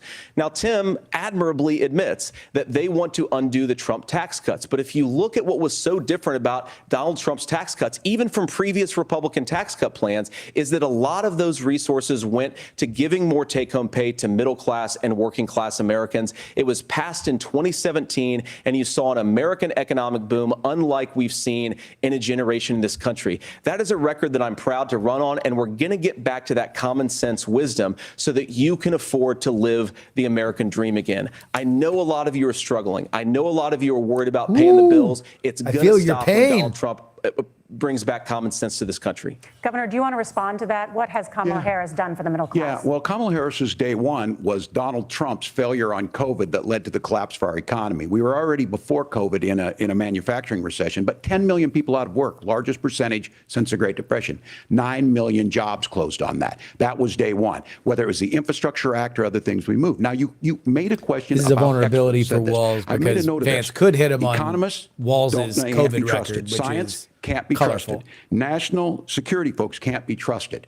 Look, if you're going to be president, You don't have all the answers. Donald Trump believes he does. My pro tip of the day is this. If you need heart surgery, listen to the people at the Mayo Clinic in Rochester, Minnesota, not Donald Trump. And the same thing goes with this. And I ask you out there, teachers, nurses, truck drivers, or whatever, how is it fair that you're paying your taxes every year and Donald Trump hasn't paid any federal tax in the last 15 years? And the last year as president. That's what's wrong with the system. There's a way around it, and he's bragged about that. We're just asking for fairness in it, and that's all you want. You have a minute. Governor, you say trust the experts. But those same experts for 40 years said that if we shipped our manufacturing base off to China, we'd get cheaper goods. They lied about that. They said if we shipped our industrial base off to other countries, to Mexico and elsewhere, it would make the middle class stronger. They were wrong about that. They were wrong about the idea that if we made America less self-reliant, less self-productive in our own nation, that it would somehow make us better off. And they were wrong about it. And for the first time in a generation, Donald Trump had the wisdom and the courage to say to that bipartisan consensus, we're not doing it anymore. We're bringing American manufacturing back. We're unleashing American energy. We're going to make more of our own stuff. And this isn't just an economic issue. I mean, I've got 3 beautiful little kids at home, 7, 4, and 2, and I love them very much. And I hope they're in bed right now.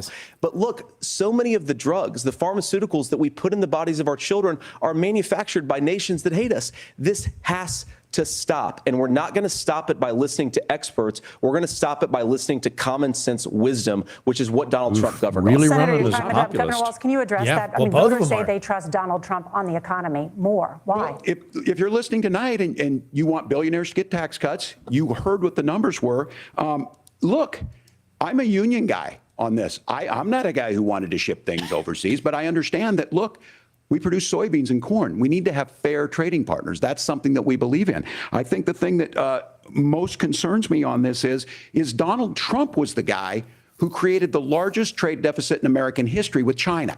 So the rhetoric is good. Much of what the senator said right there, I'm in agreement with him on this. I watched it happen too. I watched it to my communities, and we talked about that. But we had people undercutting the right to collectively bargain. We had right to work states made it more difficult. We had companies that were willing to ship it over, and we saw people profit. Folks that are venture capital in some cases, putting money into companies. This is the first I think that Walz is actually talking as Walz. Yeah, Walz is waking up. Going off script. Yeah. Kamala Harris has a record, 250,000 more manufacturing jobs just out of the IRA. May I respond to that? Yes. So appreciate that. Ooh, so if you notice what Governor Walz just did is he said, first of all, Donald Trump has to listen to the experts. And then when he acknowledged that the experts screwed up, he said, well, Donald Trump didn't do nearly as good of a job as the statistics show that he did. So what Tim Walz is doing, and I honestly, Tim, I think you got a tough job here because you've got to play whack-a-mole. You've got to pretend that Donald Trump didn't deliver rising take-home pay, which of course he did. You've got to pretend that Donald Trump didn't deliver lower inflation, which of course he did. And then you simultaneously got to defend Kamala Harris's atrocious economic record, which has made gas, groceries, and housing unaffordable for American citizens. I was raised by a woman who would sometimes go into medical debt so that she could put food on the table in our household. I know what it's like to not be able to afford the things that we need to afford. We can do so much better. To all of you watching, we can get back to an America that's affordable again. We just got to get back to common sense economic principles. I hope we have a conversation on health care then. Senator, Governor. Please. Thank you. Margaret?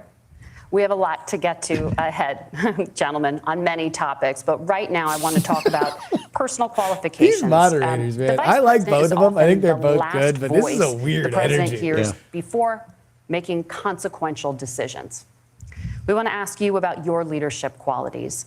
Governor Walz, you said you were in Hong Kong during the deadly Tiananmen Square protests in the spring of 1989. But Minnesota Public Radio and other media outlets are reporting that you actually didn't travel to Asia until August of that year. Can you explain that discrepancy? Yeah, well, and to the folks out there who didn't get at the top of this, look, I grew up in small rural Nebraska, town of 400, town that you rode your bike with your buddies till the streetlights come on, and I'm proud of that service. I joined the National Guard at 17, worked on family farms, and then I used the GI Bill to become a teacher, passionate about it, a young teacher. My first year out, I got the opportunity in the summer of '89 to travel to China. 35 years ago, be able to do that. I came back home and then started a program to take young people there. We would take basketball teams, we would take baseball teams, we would take dancers, and we would go back and forth to China. The issue for that was to try and learn. Now, look, my community knows who I am. They saw where I was at. Look, I will be the first to tell you, I have poured my heart into my community. I've tried to do the best I can, but I've not been perfect. And I'm a knucklehead at times, but it's always been about that. Those same people elected me to Congress for 12 years. What is that? And in Congress, I was one of the most bipartisan people, working on things like farm bills that we got done. I'm surprised he didn't have a better response to this. And then the people of Minnesota were able to elect me to governor misspoke twice. That's what I would have done. So look, my commitment has been from the beginning to make sure that I'm there for the people, to make sure that I get this right. I will say more than anything. This is the opening for Vance to hit him on I will talk a lot. I will get caught up in the rhetoric. But especially in his being personal there, story. the impact it made, the difference it made in my life, I learned a lot I think about they China. gave Vance I hear the critiques of propanolol, this. I would make and they the gave case that Donald Tim Trump should have about come on one of those trips 400 with us. milligrams of I caffeine. guarantee you he wouldn't be praising Xi Jinping about COVID. And I guarantee you he wouldn't start a trade war that he ends up losing. So this is about trying to understand the world. It's about trying to do the best you can for your community. And then it's putting yourself out there and letting your folks understand what it is. My commitment, whether it be through teaching, which I was good at, or whether it was being a good soldier or was being a good member of Congress, those are the things that I think are the values that people care about. Governor, just to follow up on that, the question was, can you explain the discrepancy? All I said on this was I got there that summer and misspoke on this. So I will just. That was easier. That's it. There you go. Thank you. Yep. I got there in August. I meant to say I got there that summer. Hong Kong and China during the democracy protests went in. And from that, I learned a lot of what needed to be in governance. Thank you, Governor. What the Senator Vance, in 2016, you called your running mate, Donald Trump, unfit for the nation's highest office, and you said he could be the never Trump cycle. I know you've been asked many times, and you've said you regret those comments and explained you then voted for Donald Trump in 2020. But the Washington Post reported new messages last week in which you also disparaged Trump's economic record while he was president, writing to someone in 2020, quote, Trump thoroughly failed to deliver his economic populism. This is something that Vance is very You're now his running polished on. mate, and you've shifted many of your policy stances to align with his. If you become vice president, why should Americans trust that you will give Donald Trump the advice His line on he this is needs usually to hear, the media lied and to not me, and just I finally the advice realized that he wants to hear? You have 2 minutes. Well, first of all, Margaret, because I've always been open. And sometimes, of course, I've disagreed with the president, but I've also been extremely open about the fact that I was wrong about Donald Trump. I was wrong, first of all, because I believed some of the media stories that turned out to be dishonest fabrications of his record. But most importantly, Donald Trump delivered for the American people. Rising wages, rising take-home pay, an economy that worked for normal Americans, a secure southern border, a lot of things, frankly, that I didn't think he'd be able to deliver on. And yeah, when you screw up, when you misspeak, when you get something wrong and you change your mind, you ought to be honest with the American people about it. It's one of the reasons, Margaret, why I've done so many interviews is because I think it's important to actually explain to the American people where I come down on the issues and what changed. Now, you pointed out to messages from 2020. Margaret, I've been extremely consistent that I think there were a lot of things that we could have done better in the Trump administration the first round if Congress was doing its job. It looks like I somebody strongly shot his believe, dog. I've been a United States senator, that Congress is not just a high-class debating society. It's not just a forum for senators and congressmen to whine about problems. It's a forum to govern. So there were a lot of things on the border, on tariffs, for example, where I think that we could have done so much more if the Republican Congress and the Democrats in Congress had been a little bit better about how they govern the country. They were so obsessed with impeaching Donald Trump, they couldn't actually govern. And I want to talk about this tariff issue in particular, Margaret, because Tim just accused this of being a national sales tax. Spun it right into where he wanted to go. You're probably surprised to hear me praising Joe Biden, but the one thing that Joe Biden did is he continued some of the Trump tariffs that protected American manufacturing jobs. And it's the one issue, the most pro-worker part of the Biden administration, it's the one issue where Kamala Harris has run away from Joe Biden's record. Think about this. If you're trying to employ slave laborers in China at $3 a day, you're going to do that and undercut the wages of American workers unless our country stands up for itself and says, you're not accessing our markets unless you're paying middle-class Americans a fair wage. Senator, your time is up. Nora? Thank you. Now to the issue of reproductive rights. Governor Walz, All right, after this is Roe Walz on versus Wade offense. was overturned, you signed a bill into law that made Minnesota one of the least restrictive states in the nation when it comes to abortion. Former President Trump said in the last debate that you believe abortion, quote, in the 9th month is absolutely fine. Yes or no? Is that what you support? I'll give you 2 minutes. That's not what the bill says, but look, this issue is what's bill on says. everyone's mind. No, you Donald don't Trump believe that. Put this all into motion. He brags about how great it was that he put the judges in and overturned Roe versus Wade, 52 years of personal autonomy. And then he tells us, oh, we send it to the states. It's a beautiful thing. Amanda Zaworski would disagree with you on it's a beautiful thing. A young bride in Texas waiting for their child at 18 weeks. She has a complication, a tear in the membrane. She needs to go in. The medical care at that point needs to be decided by the doctor. And that would have been an abortion. But in Texas, that would have put them in legal jeopardy. She went home, got sepsis, nearly dies, and now she may have difficulty having children. Or in Kentucky, Hadley Duvall, a 12-year-old child raped and impregnated by her stepfather. Those are horrific. Now, when God asked about that, Senator Vance said 2 wrongs don't make a right. There is no right in this. So in Minnesota, what we did was restore Roe versus Wade. We made sure that we put women in charge of their health care. But look, this is not where, if you don't know Amanda or a Hadley, you soon will. Their Project 2025 is going to have a registry of pregnancies. It's going to make it more difficult, if not impossible, to get contraception and limit access, if not eliminate access to infertility treatments. For so many of you out there listening, me included, infertility treatments are why I have a child.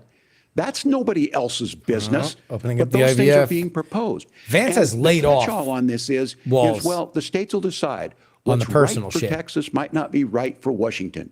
That's You didn't not bring up how anything this about works. soldiering this or is the- basic No, human not rights. yet. We have seen maternal mortality skyrocket in Texas, outpacing many other countries in the world. This is about health care. In Minnesota, we are ranked first in health care for a reason. We trust women. We trust doctors. Senator, do you want to respond to the governor's claim? Will you create a federal pregnancy monitoring agency?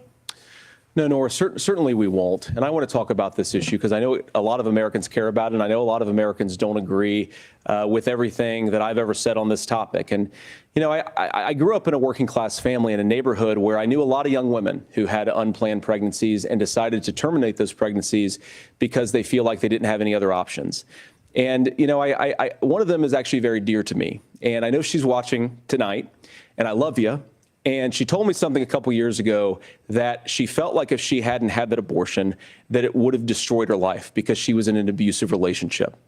And I think that what I take from that as a Republican who proudly wants to protect innocent life in this country, who proudly wants to protect the vulnerable, is that my party, we've got to do so much better of a job at earning the American people's trust back on this issue where they frankly just don't trust us. And I think that's one of the things that Donald Trump and I are endeavoring to do.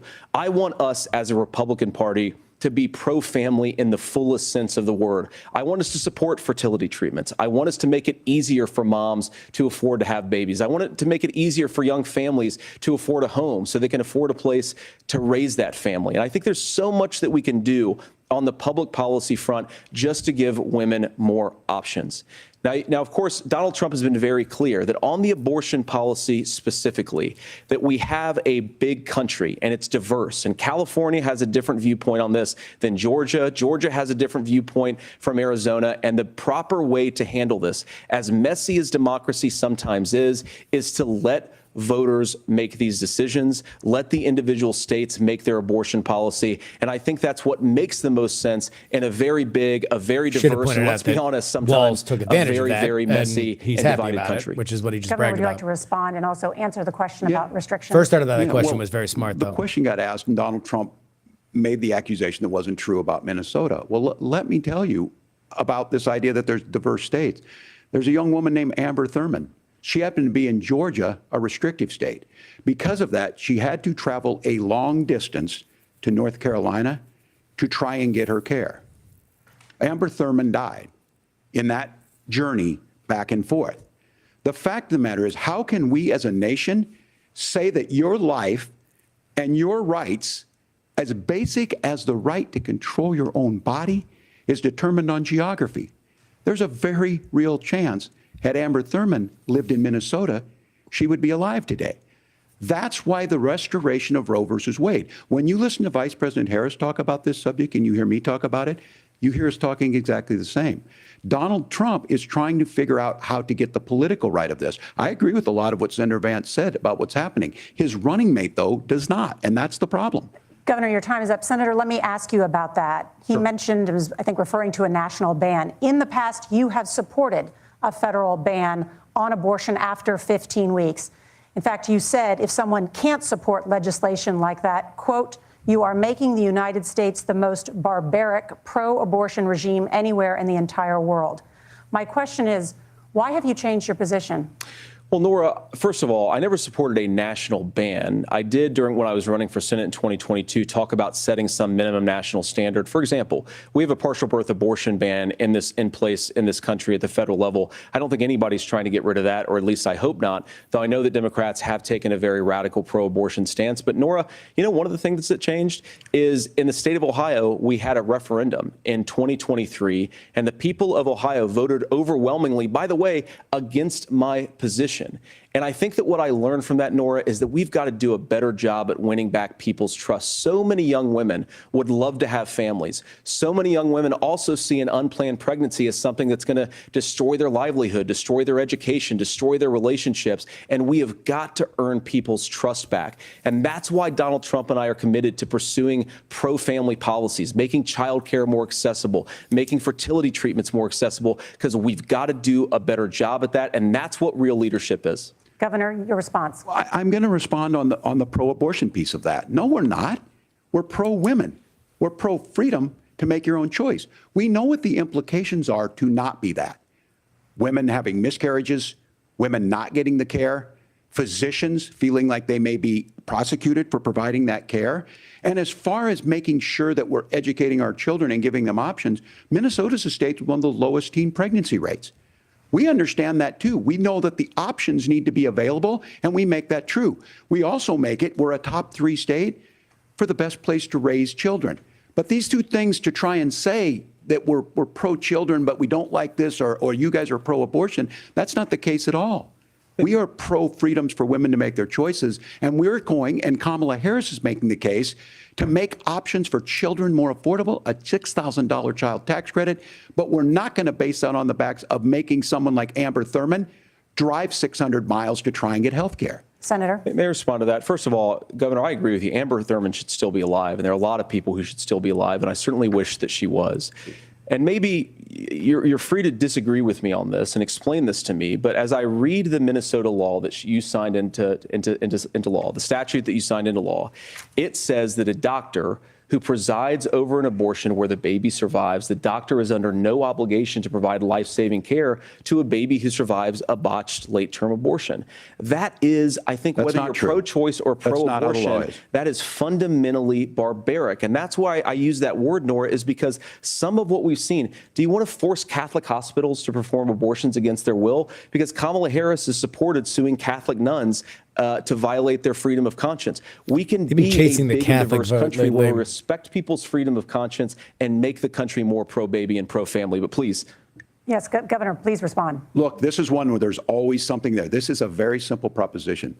These are women's decisions to make about their healthcare decisions, and the physicians who know best when they need to do this. Trying to distort the way a law is written to try and make a point, that's not it at all. What was I wrong about, Governor? Please tell me, what was I wrong about? That is not the way the law is written. Look, I've given I've given this advice on a lot of things, that getting involved, getting against, that's been misread, and it was fact-checked at the last debate. It's the same kind of thing he did with Tim Ryan. The point on this is there's a continuation of these guys to try and tell women or to get involved. I use this line on this, just mind your own business on this. Things worked best when Roe versus Wade was in place. When we do a restoration of Roe, that works best. That doesn't preclude us from increasing funding for children. It doesn't increase us from making sure that once that child's born, like in Minnesota, they get meals, they get early childhood education, they get health care. So hiding behind we're going to do all these other things when you're not proposing them in your budget. Kamala Harris is proposing them. She's proposing all those things to make life easier for families. I asked a specific question, Governor. You gave me a slogan as a response. It's not the case. It's not true. That's not what the law says. So they fact-checked it with President Trump. Gentlemen, there's a lot to discuss. We have to move on, and we're going to be right back with much more of the CBS News. He did that. He did that with Tim Ryan. He's good with that. All right. Mr. Andrew Eaton. We are at halftime now. What do you think? I think that Vance is pretty handedly winning the debate, although I don't particularly like that he is. Yeah. Reading between the lines on this, the two things that Vance keeps coming back to are immigration is bad. Everything you said about immigration, take out the word illegal. It's the exact same thing. There was no mention at all anywhere in it about we like immigrants, we want more immigrants, we want to streamline the process. There was nothing about that. It was Well, that is not really where the national mood is right now. no, but I remain pro-immigrant, and so I'm not pleased by this. Yeah. And then the other thing is that, like, how do we solve environmentalism? Tariffs. I'm not pleased with the direction that he's going. Yeah. That being said, from a performance perspective, I think that Vance is pretty handedly winning it. Vance is coming off collected, calm, reasonably friendly. I'm also freaked. It's weird for me to watch a debate where everyone's using complete sentences, discussing ideas, and being reasonably civil. That bit, I'm not used to that at all. I'm shocked that Walz is this, I don't want to say bad, but not good. Like, Walz is overprepared. Yeah. You can tell that he's pausing on things, and that's kind of what rhetorically his superpower is that everything connects. He's able to say, like, well, you know, when we're in Minnesota, we have one thing, and that's put on a flannel shirt if you're going out for Sunday dinner. I fixed my friend's truck, and that's what I took to the legislature because that's what it matters to do, blah, blah, blah. But when he's dead-eyed and he's writing everything down and he's looking at Vance, he's looking down, and then he just gets into these bumper sticker things, that's where Vance caught him up there at the very end. The Tim Walz that I saw in his debate against Scott Jensen in 2022 was somebody that could quote his abortion bill backwards and forwards and say, no, that's not what it means. This is a boilerplate thing to protect women's rights. If we don't do that, then we're not going to have it. And we're going to be the folks that are rooting for you that want a national abortion ban will chip at it in the law. And that's why we need to say this, that, and the other. You know that, and you're lying and you're being dishonest, blah, blah, blah. That's the Walz I knew. Yeah. The Walz that was here, like, they fact checked it in the last debate. What are you talking about, dude? I agree with you that he's overprepared. The impression I get is that, one, they gave him way too much coffee, and two, they sat down and went, okay, be loose, but you don't want to come off like too loose, right? Don't be formal, but at the same time, be directed, and gave him 15 different really, really contradictory things that he's trying. You can tell he's really, really in his head on it. He's on his back feet this whole time. Yes. Every time, just looking at body language and looking at tone, Vance is coming off collected, and Walz, whenever you see a side shot, his eyes are so big, like he's frightened. So, performance-wise, Vance is really taking it.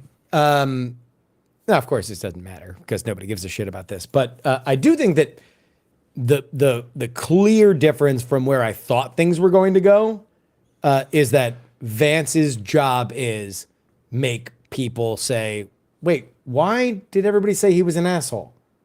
He's doing a good job there because he has done a bunch of things that have been an asshole. Like the whole, like, egging on the, he went on Twitter, what was it? And was the like, dogs and the cats. I don't know whether they're actually eating dogs or cats, but it kind of proves a point, so keep the memes this coming. This is going to be the biggest impression that he gets with the national audience. Mm-hmm.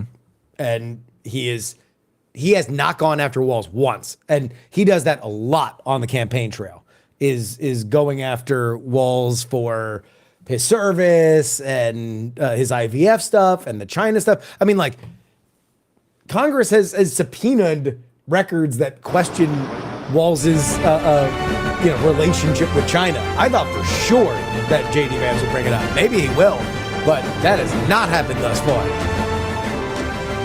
Welcome back to the CBS News Vice Presidential Debate. We want to turn now to America's gun violence epidemic. The leading Walz on cause of offense. death for children and teens in America is by firearms. Senator Vance, you oppose most gun legislation that Democrats claim would curb gun violence. You oppose red flag gun laws and legislation to ban certain semi-automatic rifles, including AR-15s. So let me ask you, earlier this year, for the first time, the parents of a school shooter were convicted of involuntary manslaughter and sentenced to 10 years in prison. Do you think holding parents responsible could curb mass shootings? I'll give you 2 minutes. Yeah, well, Nora, on that particular case, I don't know the full details, but I certainly trust local law enforcement and local authorities to make those decisions. I think in some cases the answer is going to be yes, and in some cases the answer is going to be no. And the details really matter here, of course. For example, if a kid steals a gun, that's going to be different than if a parent hands over a gun knowing that their kid is potentially dangerous. But look, I want to just sort of speak as a father of 3 beautiful little kids, and our oldest is now in 2nd grade. And like a lot of parents, we send our kids to school with such hope and such joy and such pride at their little faces on the first day of school. And we know, unfortunately, that a lot of kids are going to experience this terrible epidemic of gun violence. And of course, our hearts go out to the families that are affected by this terrible stuff. And we do have to do better. And I think that Governor Walz and I actually probably agree that we need to do better on this. The question is just, how do we actually do it? Now, here's something that really bothers me and worries me about this epidemic of violence. The gross majority, close to 90% in some of the statistics I've seen, of the gun violence in this country is committed with illegally obtained firearms. And while we're on that topic, we know that thanks to Kamala Harris's open border, we've seen a massive influx in the number of illegal guns run by the Mexican drug cartels. So that number, the amount of illegal guns in our country is higher today than it was 3.5 years ago.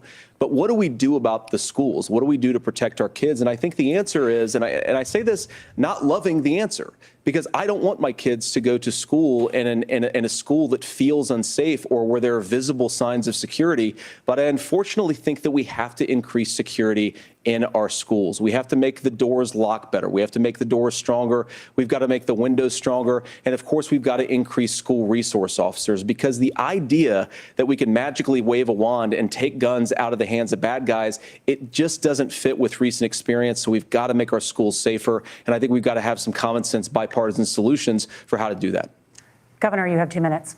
Well, I think all the parents watching tonight, this is your biggest nightmare. Look, I got a 17-year-old, and he witnessed a shooting at a community center playing volleyball. Those things don't leave you. As a member of Congress, I sat in my office surrounded by dozens of Vance Sandy started Hook shaking parents. his head. And they were looking at my 7-year-old picture on the wall. Their 7-year-old were dead.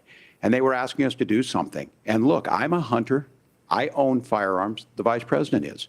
We understand that the Second Amendment is there, but our first responsibility is to our kids to figure this out. In Minnesota, we've enacted enhanced red flag laws, enhanced background checks, and we can start to get data. But here's the problem. If we really want to solve this, we've got folks that won't allow research to be even done on gun violence. And this idea that we should just live with it, and here's what I do think, that this is a good start to the conversation.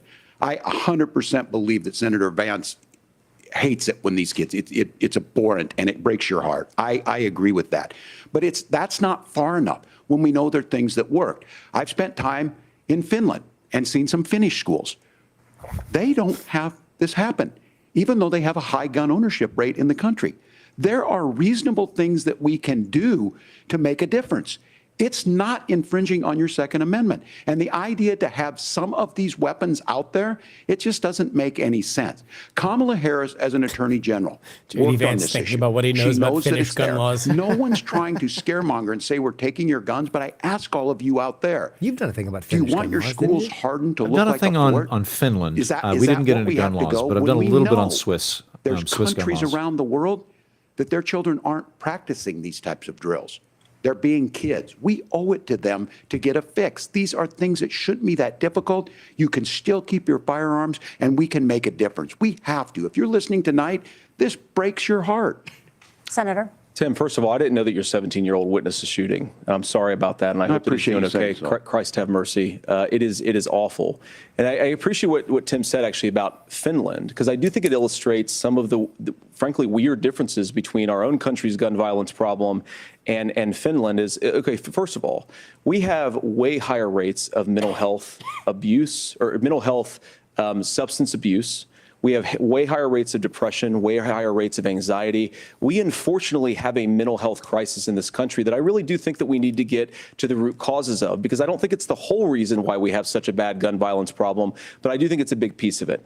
Another driver of the gun violence epidemic, especially that affecting our kids, it doesn't earn as many headlines, but is the terrible gun violence problem in a lot of our big cities. And this is why we have to empower law enforcement to arrest the bad guys, put them away, and take gun offenders off the streets. I think there's a whole host of things that we can do here, but I do think at our schools we've got to talk about more security. Senator, thank you. Governor, you previously opposed an assault weapons ban, but only later in your political career did you change your position. Why? Yeah, I sat in that office with those Sandy Hook parents. I've become friends with school shooters. I've seen it. Look, the NRA, I was an NRA guy for a long time. They used to teach gun safety.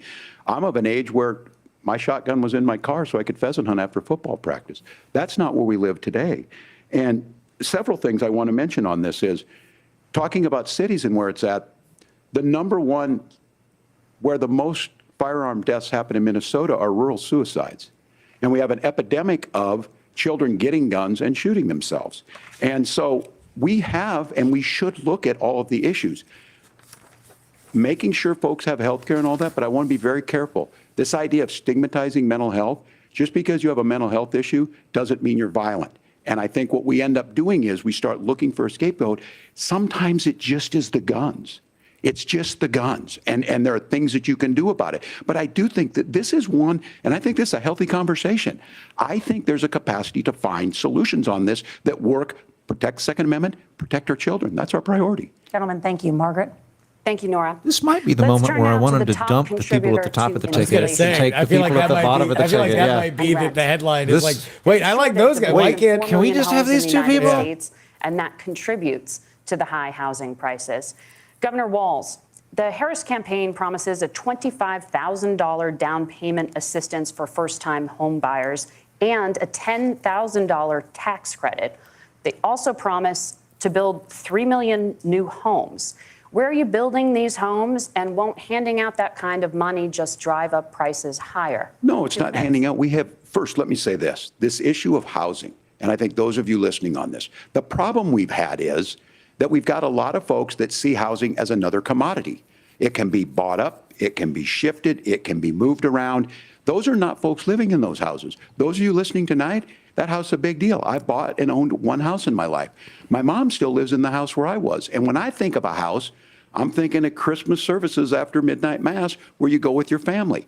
We need to make it more affordable. And one of the things, as I said, this program that the Vice President is pushing forward and bringing a new way of approaching this is something we're doing in Minnesota from that lead.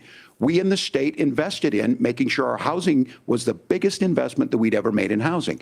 It starts to make it easier. We cut some of the red tape. Local folks, look, we can't do it at the federal level, but local folks make it easier to build those homes. And then that down payment assistance. I can tell all of you out there, one of the, certainly for me, using the GI Bill was one thing, but a veteran's home loan, the big thing about a veteran's home loan is you don't have to pay the down payment. Those are things that make it there. Now, look, you're going to pay it back and you're going to pay your mortgage. Those are things that we know in the long run, the appreciated value, the generational wealth that's created from it. And I will give Minneapolis an example. Minneapolis is the one city where we've seen the lowest inflation rates. We've seen a 12% increase in stock because we've put some of these things in, and we're implementing a state program to make sure we give some of that down payment assistance. We get it back from people because here's what we know. He's so much better when he's on his own housing record. End up with stable jobs. People with stable housing have their kids able to get to school. All of those things in the long run end up saving our money. And that's the thing that I think we should be able to find some common ground in, but we can't blame immigrants for the only reason. That's not the case that's happening in many cities. The fact of the matter is that we don't have enough naturally affordable housing, but we can make sure that the government's there to help kickstart it, create that base. Governor, your time is up. Senator Vance, as far as your campaign's position, the promise is to seize federal lands to build homes, remove regulation, provide tax breaks, and cut back on immigration, which you say pushes up prices. Where are you going to build all the new homes you're promising, and what part of any of this plan will provide immediate relief? You have 2 minutes. Well, first of all, Tim just said something that I agree with. We don't want to blame immigrants for higher housing prices, but we do want to blame Kamala Harris for letting in millions of illegal aliens into this country, which does drive up costs. Oh, we were friends. What happened, JD? 25 million illegal aliens competing with Americans for scarce homes is one of the most significant drivers of home prices in the country. It's why we have massive increases in home prices that have happened right alongside massive increases in illegal alien populations under Kamala Harris's leadership. Now, Tim just mentioned a bunch of ideas.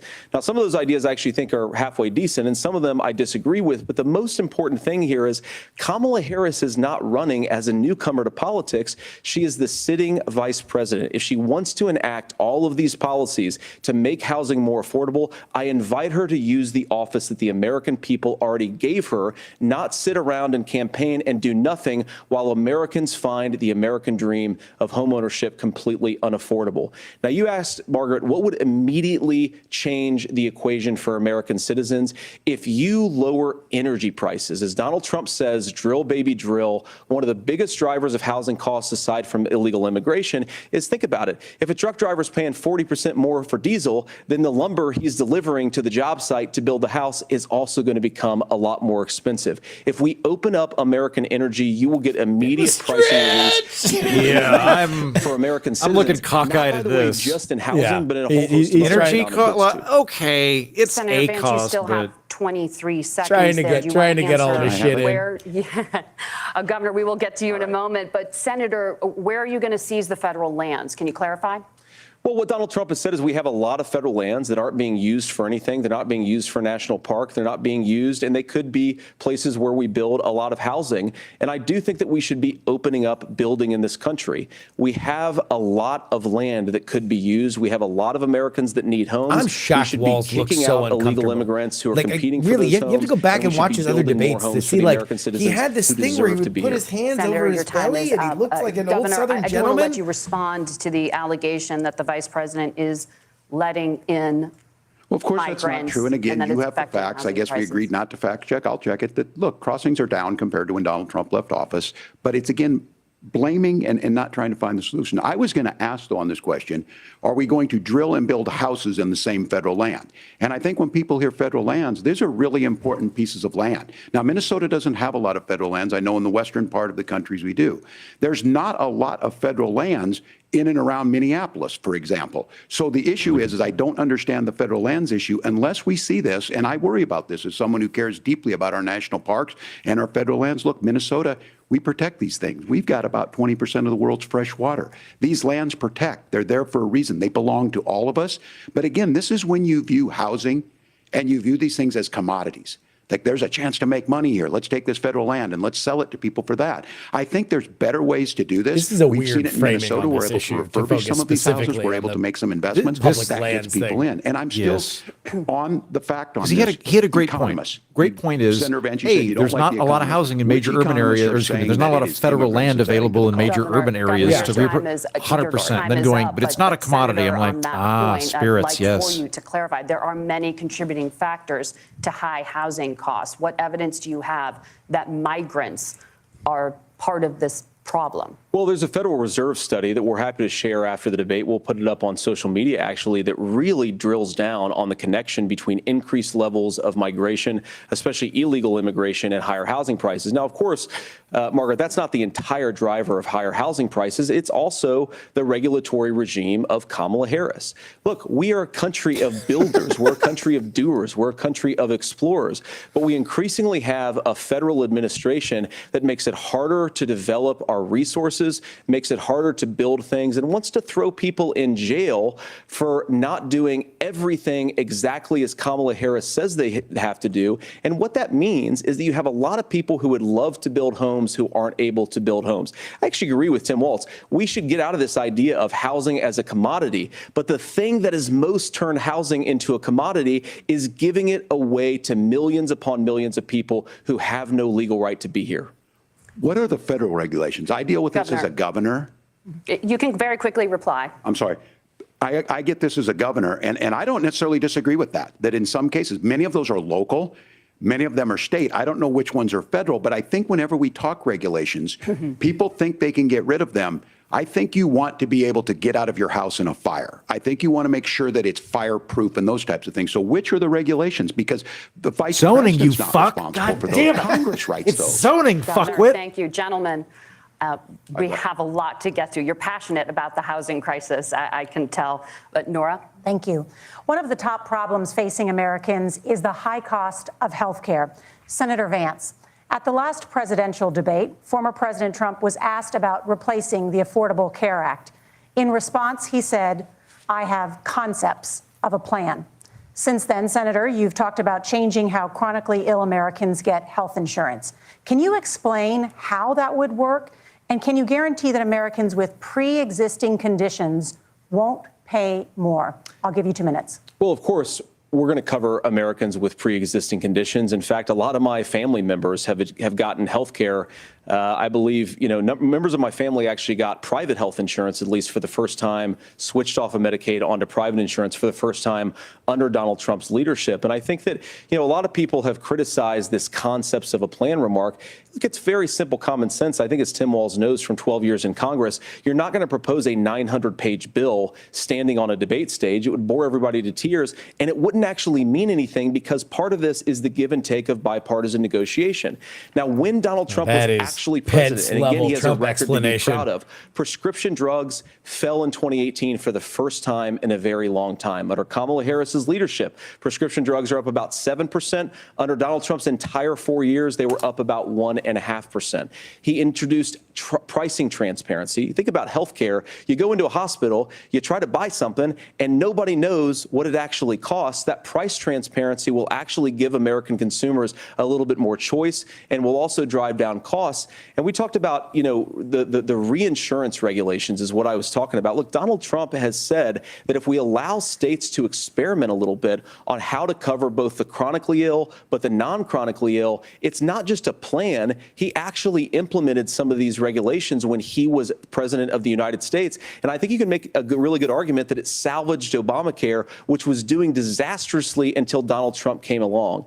And I think this is an important point about President Trump. Of course, you don't have to agree with everything that President Trump has ever said or ever done. But when Obamacare was crushing under the weight of its own regulatory burden and healthcare costs, Donald Trump could have destroyed the program. Instead, he worked in a bipartisan way to ensure that Americans had access to affordable care. It's not perfect, of course, and there's so much more that we can do. But I think that Donald Trump has earned the right to put in place some better healthcare policies. He's earned it because he did it successfully the first time. Governor? All right, here's where being an old guy gives you some history. I was there at the creation of the ACA. And the reason it was so important is I come from a major healthcare state, home of the Mayo Clinic, home to Medical Alley, 3M, Medtronic, all of those. We understand healthcare. It's why we're ranked first on affordability and accessibility and quality of healthcare.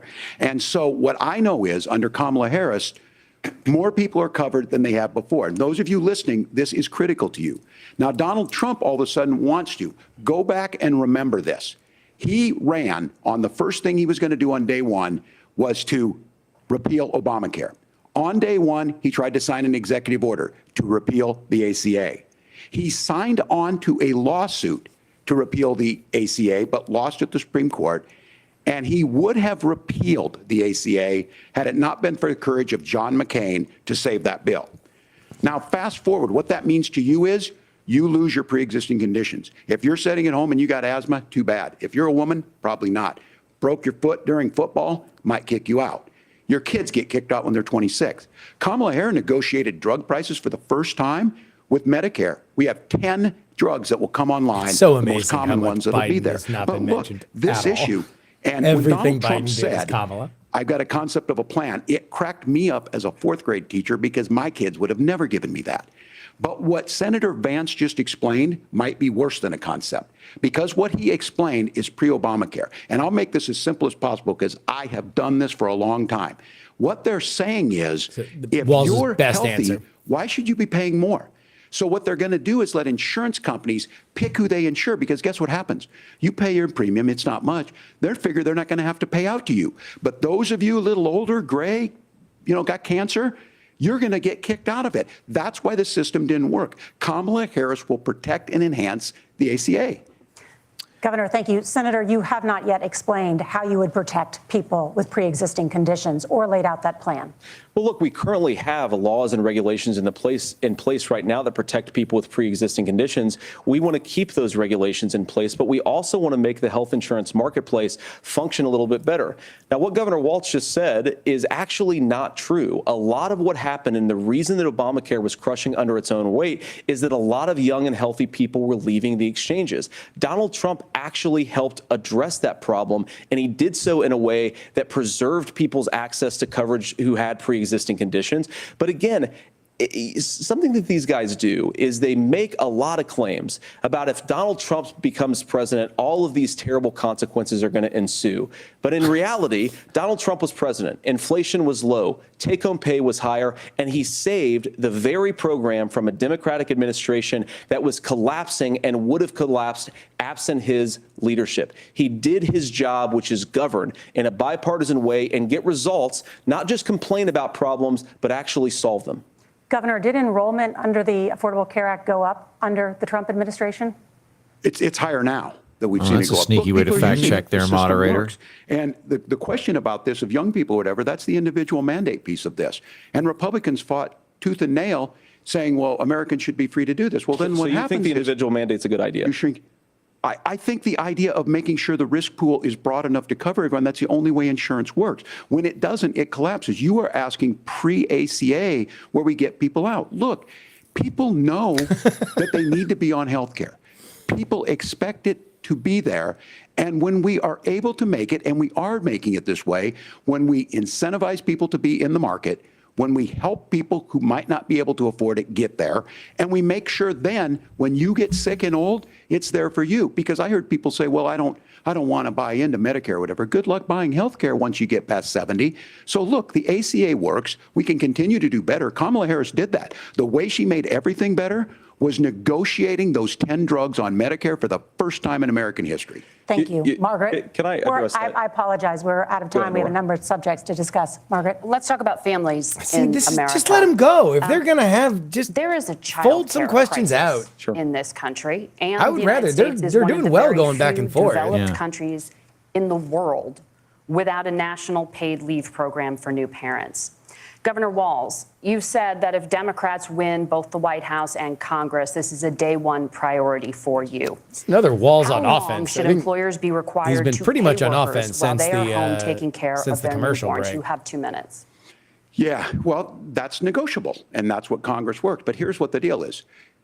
Americans sitting out there right now, you may work for a big company. Look, we're home in Minnesota to some of the largest Fortune 500 companies.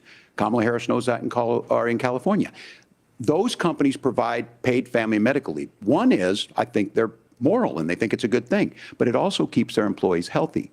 We in Minnesota passed a paid family and medical leave. You have a child, and I had to go back to work 5 days after my kids were born. This allows you to stay home a certain amount of time. What we know is that gets the child off to a better start, the family works better, we stay in their employers, we get more consistency in that. So Kamala Harris has made it a priority. We implemented it in Minnesota and we see growth. That's how you become a pro-business state. But the negotiations on it, and here's the issue, those big companies are able to offer it.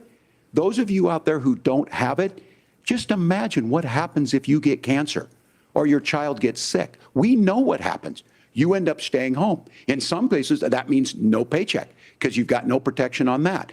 This is the case of an economy that Donald Trump has set for the wealthiest amongst us. He's willing to give those tax breaks to the wealthiest. He's willing to say, bust those unions up, do whatever. What we're saying is the economy works best when it works for all of us. And so a paid family medical leave program, and I will tell you, go to the families or go to the businesses and ask them. As far as childcare on this, you have to take it at both the supply and the demand side.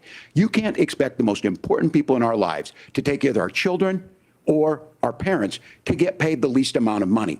And we have to make it easier for folks to be able to get into that business and then to make sure that folks are able to pay for that. We were able to do it in Minnesota, and I'm still telling you this. We were listed as the best state. We're still in crisis on this. A federal program of paid family medical leave and help with this will enhance our workforce, enhance our families, and make it easier to have the children that you want.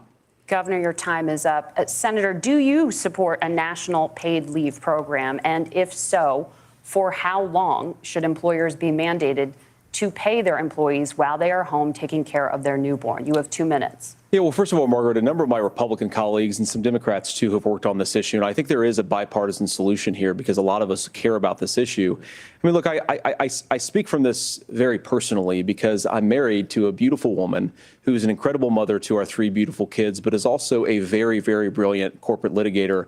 And I'm so proud of her. But being a working mom, even for somebody with all of the advantages of my wife, is extraordinarily difficult. And it's not just difficult from a policy perspective. She actually had access to paid family leave because she worked for a bigger company. But the cultural pressure on young families and especially young women, I think makes it really hard for people to choose the family model they want. A lot of young women would like to go back to work immediately. Some would like to spend a little time home with the kids. Some would like to spend longer at home with the kids. We should have a family care model that makes choice possible. And I think this is a very important substantive difference between Donald Trump and Kamala Harris's approach.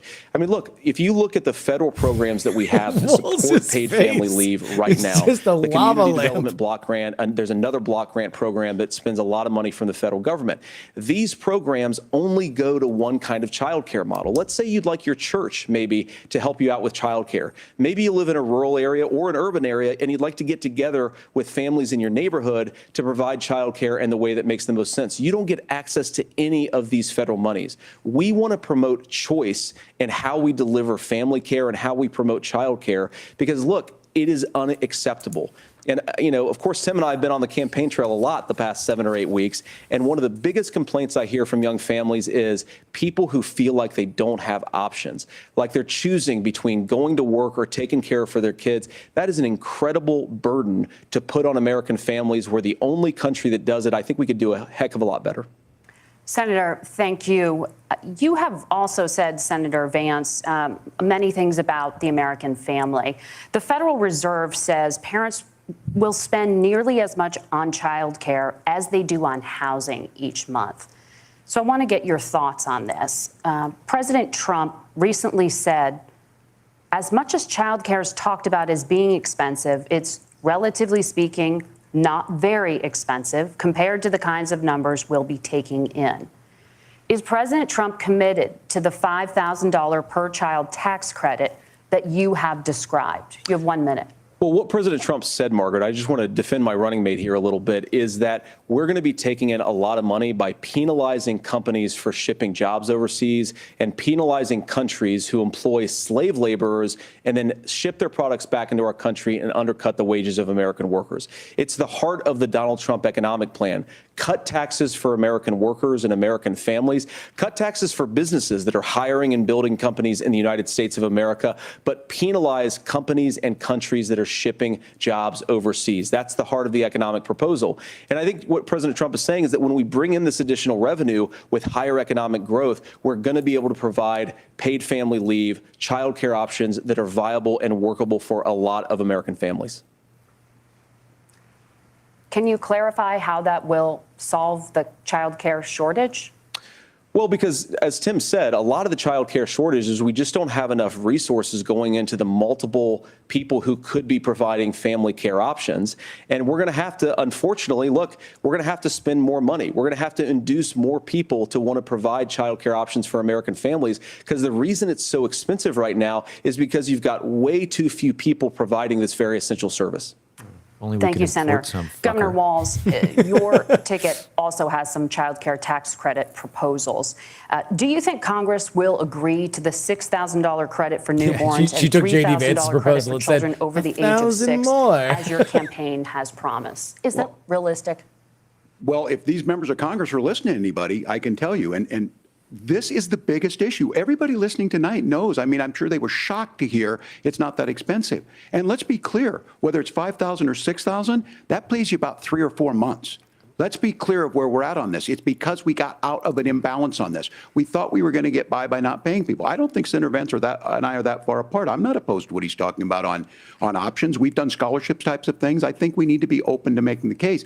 But the issue here is, the question you asked is, you're not going to pay for it with these tariffs. Is this the first That's just debate of adding another 2028? $4,000 on the family and taking less. So not only do they not get the money to pay for that, they're $4,000 in the hole. That's Wharton School. That's his alma mater. And so I think the issue here is, if those members of Congress, I can't believe they're not. When I go to businesses, sure, they'll talk about taxes sometime, but they will lead with childcare and they will lead with housing, because we know the problem is, especially in a state like Minnesota, we need more workers because our economy's growing, but we need the workforce.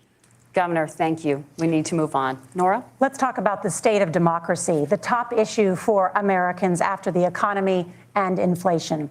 After the 2020 election, President Trump's campaign This is the and fourth others Walz on filed 62 offense? lawsuits contesting the results. Judges, including Topic those here? appointed by President Trump and other Republican presidents, looked at the evidence and said there was no widespread fraud.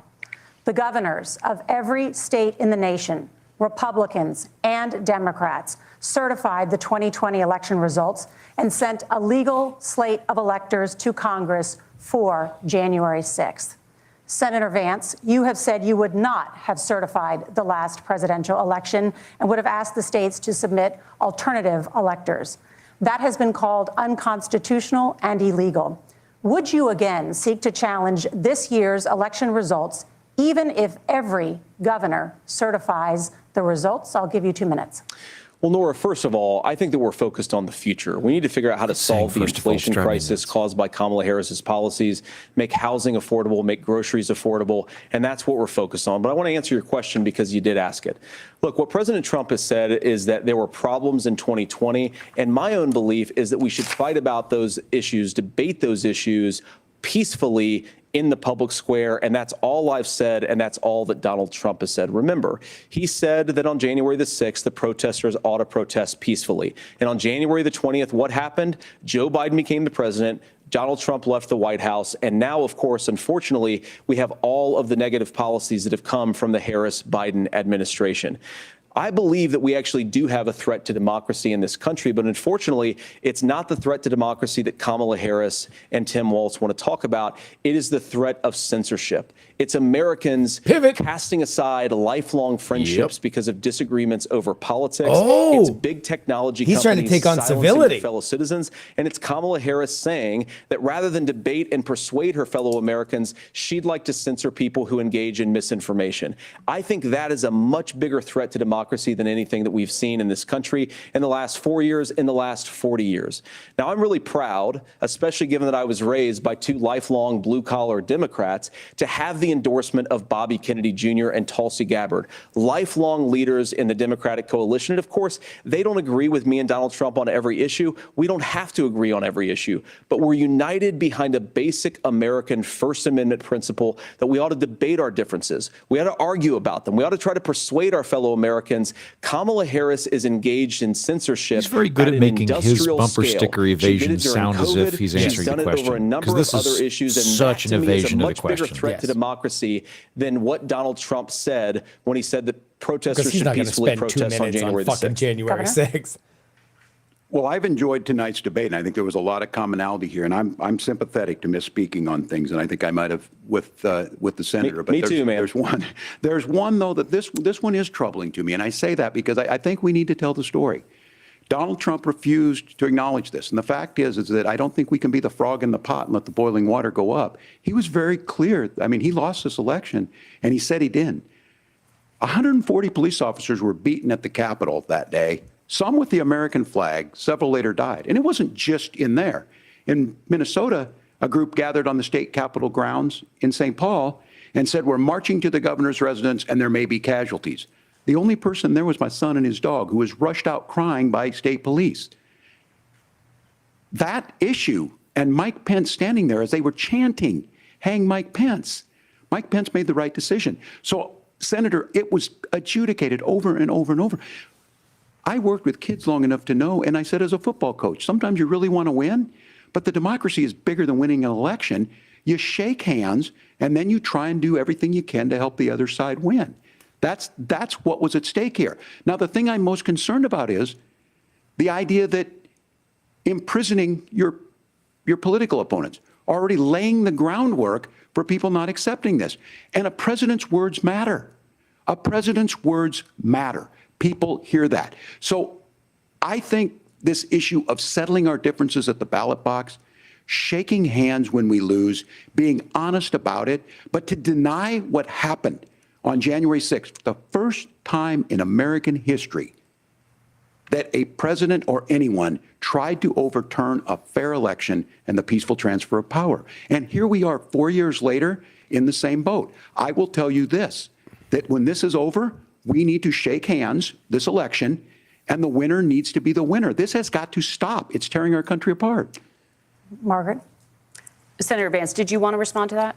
Yeah, well, look, Tim, first of all, it's really rich for Democratic leaders to say that Donald Trump is a unique threat to democracy when he peacefully gave over power on January the 20th, as we have done for 250 years in this country. We are going to shake hands after this debate and after this election. And of course, I hope that we win, and I think we're going to win. But if Tim Walz is the next vice president, he'll have my prayers, he'll have my best wishes, and he'll have my help whenever he wants it.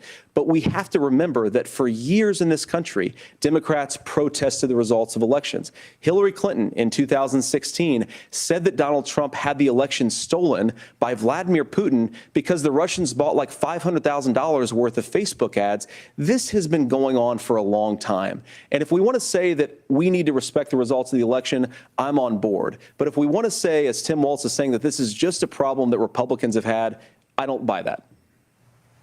Governor. January 6th was not Facebook ads. And I think a revisionist history on this. Look, I don't understand how we got to this point.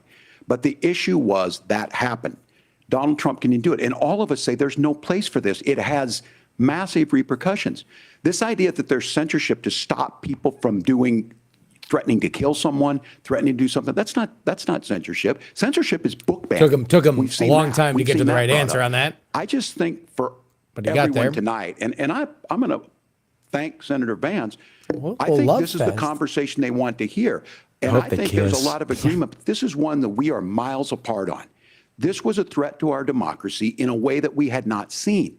And it manifested itself because of Donald Trump's inability to say. He is still saying he didn't lose the election. I would just ask that. Did he lose the 2020 election? Oh. Tim, I'm focused on the future. Did Kamala Harris censor Americans from speaking their mind in the wake of the 2020 COVID situation? That is a damning non-answer. It's a damning non-answer for you to not talk about censorship. Obviously, Donald Trump and I think that there were problems in 2020. We've talked about it. I'm happy to talk about it further. But you guys attack us for not believing in democracy. The most sacred right under the United States democracy is the First Amendment. You yourself have said there's no First Amendment right to misinformation. Kamala Harris wants to use the power of government and big tech to silence people. Tim, you got to from press speaking this, their man. minds. Press that this. That is a threat to democracy. Don't let him steamroll you, Tim. This present political moment. I would like Democrats and Republicans to both reject censorship. Let's persuade one another. Let's argue about ideas, and then let's come together afterwards. You can't yell fire in a crowded theater. That's the test. That's the Supreme Court test. Tim, fire in a crowded theater. You guys wanted to kick people off of letting Facebook him reframe it for saying that toddlers shouldn't wear masks. Senator, the governor does have the floor. Fire in a crowded theater. That is criticizing the policies of the government, which is the right of every American. Senator, the governor does have the floor for 1 minute to respond to you. Yeah. Well, I don't run Facebook. What I do know is I see a candidate out there who refused, and now again, and this I'm pretty shocked by this. He lost the election. This is not a debate. It's not anything anywhere other than in Donald Trump's world. Because look, when Mike Pence made that decision to certify that election, that's why Mike Pence isn't on this stage. What I'm concerned about is Where is the firewall with Donald Trump? Where is the firewall if he knows he could do anything, including taking an election, and his vice president's not going to stand to it? That's what we're asking you, America. Will you stand up? Will you keep your oath of office, even if the president doesn't? And I think Kamala Harris would agree. She wouldn't have picked me if she didn't think I would do that, because of course that's what we would do. So America, I think you've got a really clear choice on this election of who's going to honor that democracy and who's going to honor Donald Trump. Governor, your time is up. Thank you, gentlemen. Strong finish for Walz. Right Big back strong with finish. both of our candidates. The CBS News vice presidential debate continues. Well, I think it was kind of a power play for Walz. I don't know if there was an issue that was raised that was not favorable to him. So he got the better lay of the land, and I think he got his sea legs back under him because of it. There was a lot more of that big folksy, like, hey, y'all, I'm just talking common sense kind of energy in that. But, you know, considering he didn't really have anything that he could press the offense on, Vance, if the headline that comes out of this is, wait, why aren't these guys the guys? Yeah, I have to say, after having watched this, there was a moment where Tim Walz was discussing risk pools and both the supply and demand side of healthcare policy. Yeah. Where I was like, you know, I would probably disagree with him on some stuff. I think he actually might know what the fuck he's talking about. Well, that was, yeah, no, which is not something I think of either people at the top of the ticket. Yeah, the back and forth was, wait, so you're for the individual mandate? And then he says, well, I'm for risk pools covering everybody. Yep. And that's the closest we've gotten to an actual healthcare conversation, because individual mandate is very unpopular. If you're unfamiliar with that, that's the tax you pay if you are not going to have insurance, which is what healthy people can often do. And the risk pool is the fact that you do need people paying in no matter what, so you can cover for the people that are uninsurable there. But again, that's the actual conversation that comes along with this kind of stuff, and not just the bumper sticker throw. Yeah. No, I do think both of these candidates are significantly smarter than the people at the top of the ticket. In particular, I think Vance is considerably smarter than Donald Trump. And I think Trump would do well to just have Vance talk for him for the next month. Well, I mean, I think, but that's, you know, we came into this debate with the conventional wisdom being that J.D. Vance was a Palin-level disaster as a choice for vice president. And I don't think that you can watch this, or if you see anything from it. Wait, who is saying that? Because I didn't get that vibe. I mean, the people. The people? Well, I mean, the biggest data point that you could say to it is that his approval rating is very low. Like Vance's. J.D. Vance's approval rating is by far the lowest. Really? Of the four. Really? Walz is the highest. But and then, you know, Trump and Harris are somewhere in the middle. But yeah, I mean, Vance has very much been tarred by the stuff he said before with the childless cat ladies and stuff like that. Yeah. And then whatever couch fuckery might have slipped through. Yeah, well, I mean, I think you see something with a lot of public figures where the person that they occupy on Twitter is a dick, and the person that speaks in long sentences and some sort of long-form communication is a lot better. A lot of people in media are like that. I thought he came off very well. I disagree with a lot of his policy stuff. Like I said, I think Well, I don't think that you're going to watch J.D. Vance and Tim Walz and say, finally, people who speak to me policy-wise. No. These are not people that are gunning for you. No. You're going to settle either way. Yes. Neither of them are really going to light my fire from a policy or ideological perspective. That being said, though, like, I felt better about this election after watching that debate than before. Well, I think the question is, are you going to feel better about the next election? Well, I mean, because specifically, if, let's say, Donald Trump wins, I'm watching this, and I'm like, I feel like that's a credible 2028 matchup. Like, those guys, like, I think there's like breath of fresh air elements to this. Oh, for sure. Plus, I really enjoyed the bits where, like, You know, I think it's horrible when babies are raped, and I think Tim would agree that it's bad to rape babies. Yeah, and then he goes, yes, I do. They would both just go, you know, this obvious thing that everybody hates. I think even my opponent would hate that. Is that right? Yes. I also hate that horrible thing. Oh, this is amazing. They're sort of like mutually acknowledging each other's decency and humanity.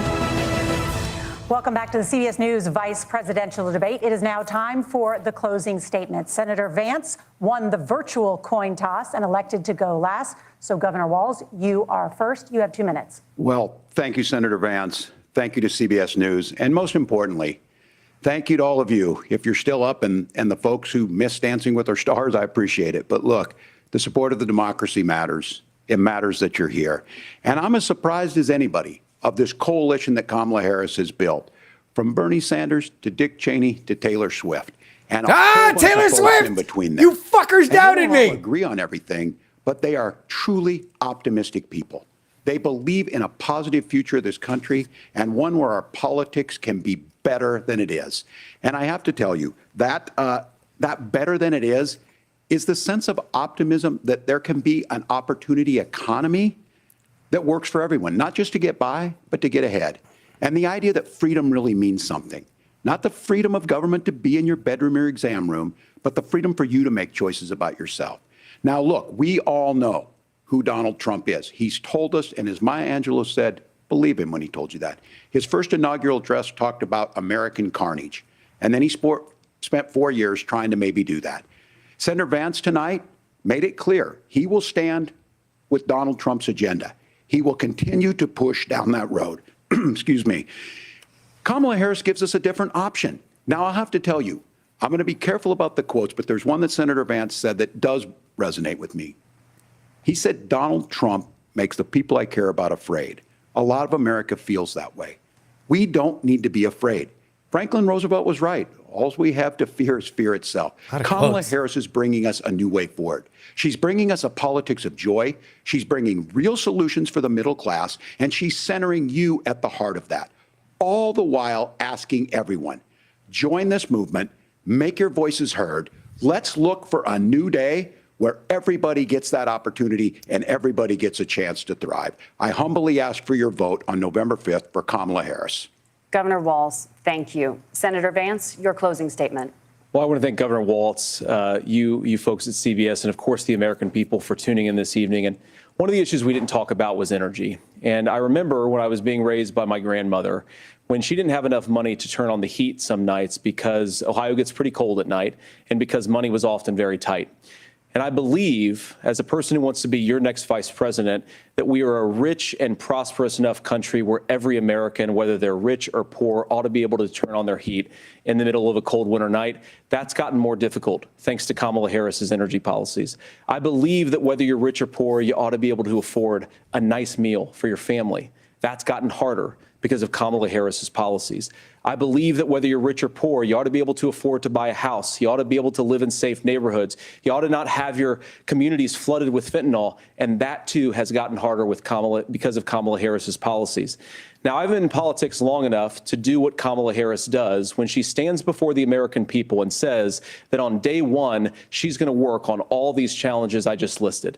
She's been the vice president for 3.5 years. Day one was 1,400 days ago, and her policies have made these problems worse. Now, I believe that we have the most beautiful country in the world. I meet people on the campaign trail who can't afford food, but have the grace and generosity to ask me how I'm doing and to tell me they're praying for my family. What that has taught me is that we have the greatest country, the most beautiful country, the most incredible people anywhere in the world. But they're not going to be able to achieve their full dreams with the broken leadership that we have in Washington. They're not going to be able to live their American dream if we do the same thing that we've been doing for the last 3.5 years. We need change. We need a new direction. We need a president who has already done this once before and did it well. Please vote for Donald Trump. And whether you vote for me or vote for Tim Walz, I just want to say I'm so proud to be doing this, and I'm rooting for you. God bless you, and good night. Senator Vance, thank you.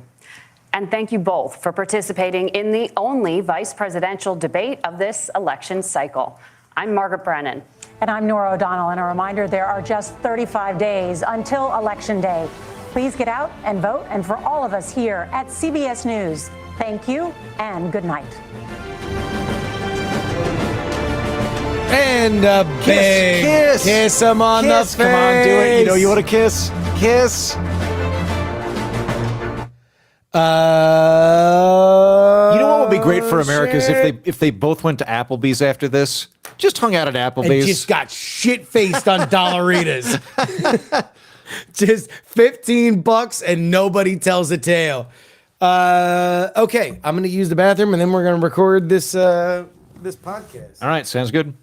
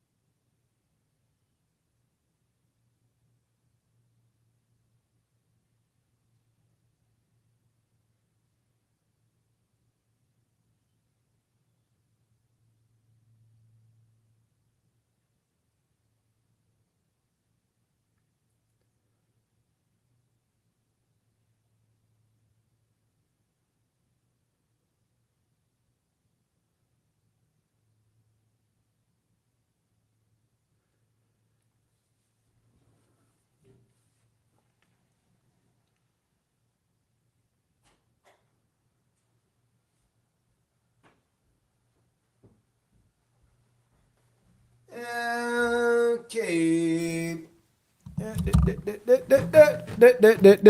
Oh, people are yelling at you to talk. Were we on doing stuff? Sorry, I didn't realize I was supposed to vamp. Yeah, no, yeah, just 1,300 people watching you. Apologies, fuck guys. around on your phone. Apologies, guys.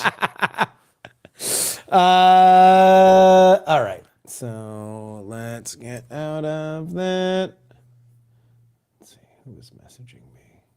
I'm glad I didn't touch myself or anything. Yeah, no, that would have been bad. You shouldn't have done that. Yeah. All right, let's see. I don't know if I can record on Riverside while I am streaming, but we're gonna find out. I assume I should be able to.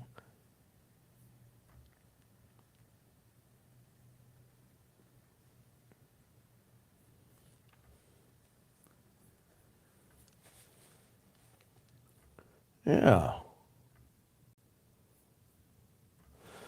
Let me reach the camera here. Fine. There we go.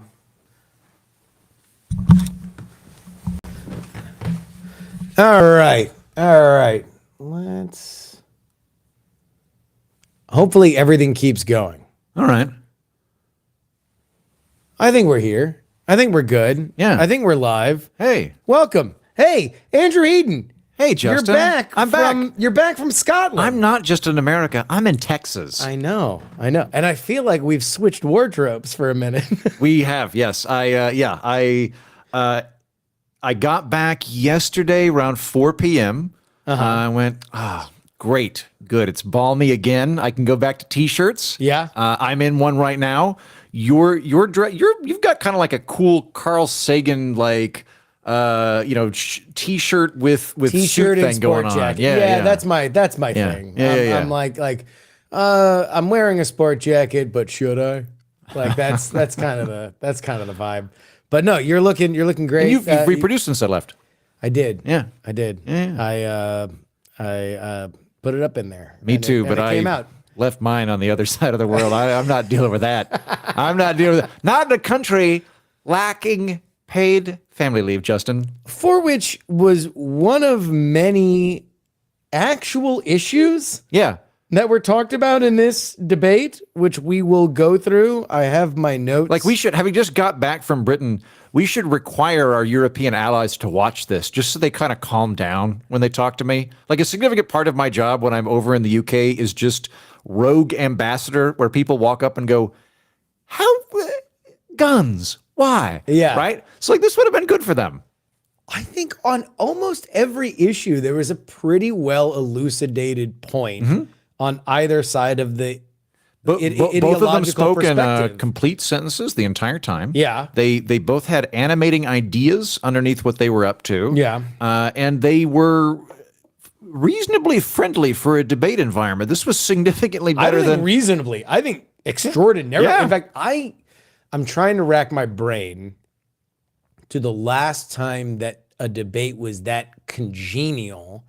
And the last moment I can remember that was close to it was Obama-Romney 1, I think, where Romney's opening line was, Mr. President, I would like to congratulate you and your wife on your anniversary. I can't think of any more romantic place to celebrate it than here with me. that cut up Romney. A great line, Yeah, right? yeah, Really yeah. funny line. But that was like even then, Obama had a sense of dismissiveness that I think was part of his superpower, is that was in the beginning of our Jon Stewart destroys, Republican kind of element, at least on the left. But this was just, I guess the most contentious it got was in the last 20 minutes with January 6th. And even then it was going back and forth. Like they could both talk to each other. It was kind of shocking. It was spirited, but within the confines of rational inquiry and debate. I wish that a few times I would have liked for them to, I know they can't, I would have been okay with them extending this by about half an hour, which is not normally how I feel. Usually when I finish watching these debates, I go home and go, God, I'm glad I don't have a gun in my house. Yeah, I know, yeah. But this time I would have stuck around another 30 minutes. He just takes a shower like in the crying game. Yeah. He's just like naked on the floor. This reminded me a bit. The first debate I ever watched was Lieberman versus Cheney. I left a high school debate tournament. I snuck out and went home to watch the debate and then came back and liked both of them at that time. This was back in a period of American history where I actually tended to like. Hold on. Okay, Lieberman versus Cheney. As the vice presidential candidates back 2000. 2000. Gotcha. And there's probably been intervening debates since then, which have been good, but that's what came to mind for me. I thought it was good. I thought it was enjoyable, and maybe at some point we will return to that instead of the sort of lucha libre minus the charm that we've had in presidential debates the last few years. Well, that's I think my top line here is, if you were going to target Facebook ads specifically to independents, never Trump independents, and you were to say, hey, look, if you vote for Trump, that's the matchup in 28. It doesn't work the other way because Kamala's going to be there for 2 terms. So she'll be there no matter what. But if you watch the last debate and you're like, Jesus, like the lady who's doing her oral exam without studying and the guy who's getting cut off at the bar because he won't stop screaming, really? If you liked that, that could be the next, those could be the 2 most powerful people in their parties a month after the election, if Donald Trump wins, because he's termed out past then. I do wonder, I guess here, my biggest winner is J.D. Vance, because coming into this, Tim Walz was known as an incredibly charismatic person. J.D. Vance was not. J.D. Vance was known by most people as one of the most unpopular vice presidential candidates that we've ever seen. The vice presidential debate between Sarah Palin and Joe Biden was Looney Tunes. Like it was, they were dropping anvils on each other's head. They were winking at the camera, and like it was Biden. I mean, again, prime Biden. So he's like doing all of his shticky Union Hall stuff, and she's being Sarah Palin. This is not that. J.D. Vance acquitted himself as MAGA intellectual. Yes, he very much did. I think at the beginning of this, or I'll back up, not discussing policy or substance, which we can get into, but I'm not looking at that. Just in terms of pure debate performance, I think J.D. Vance handedly won.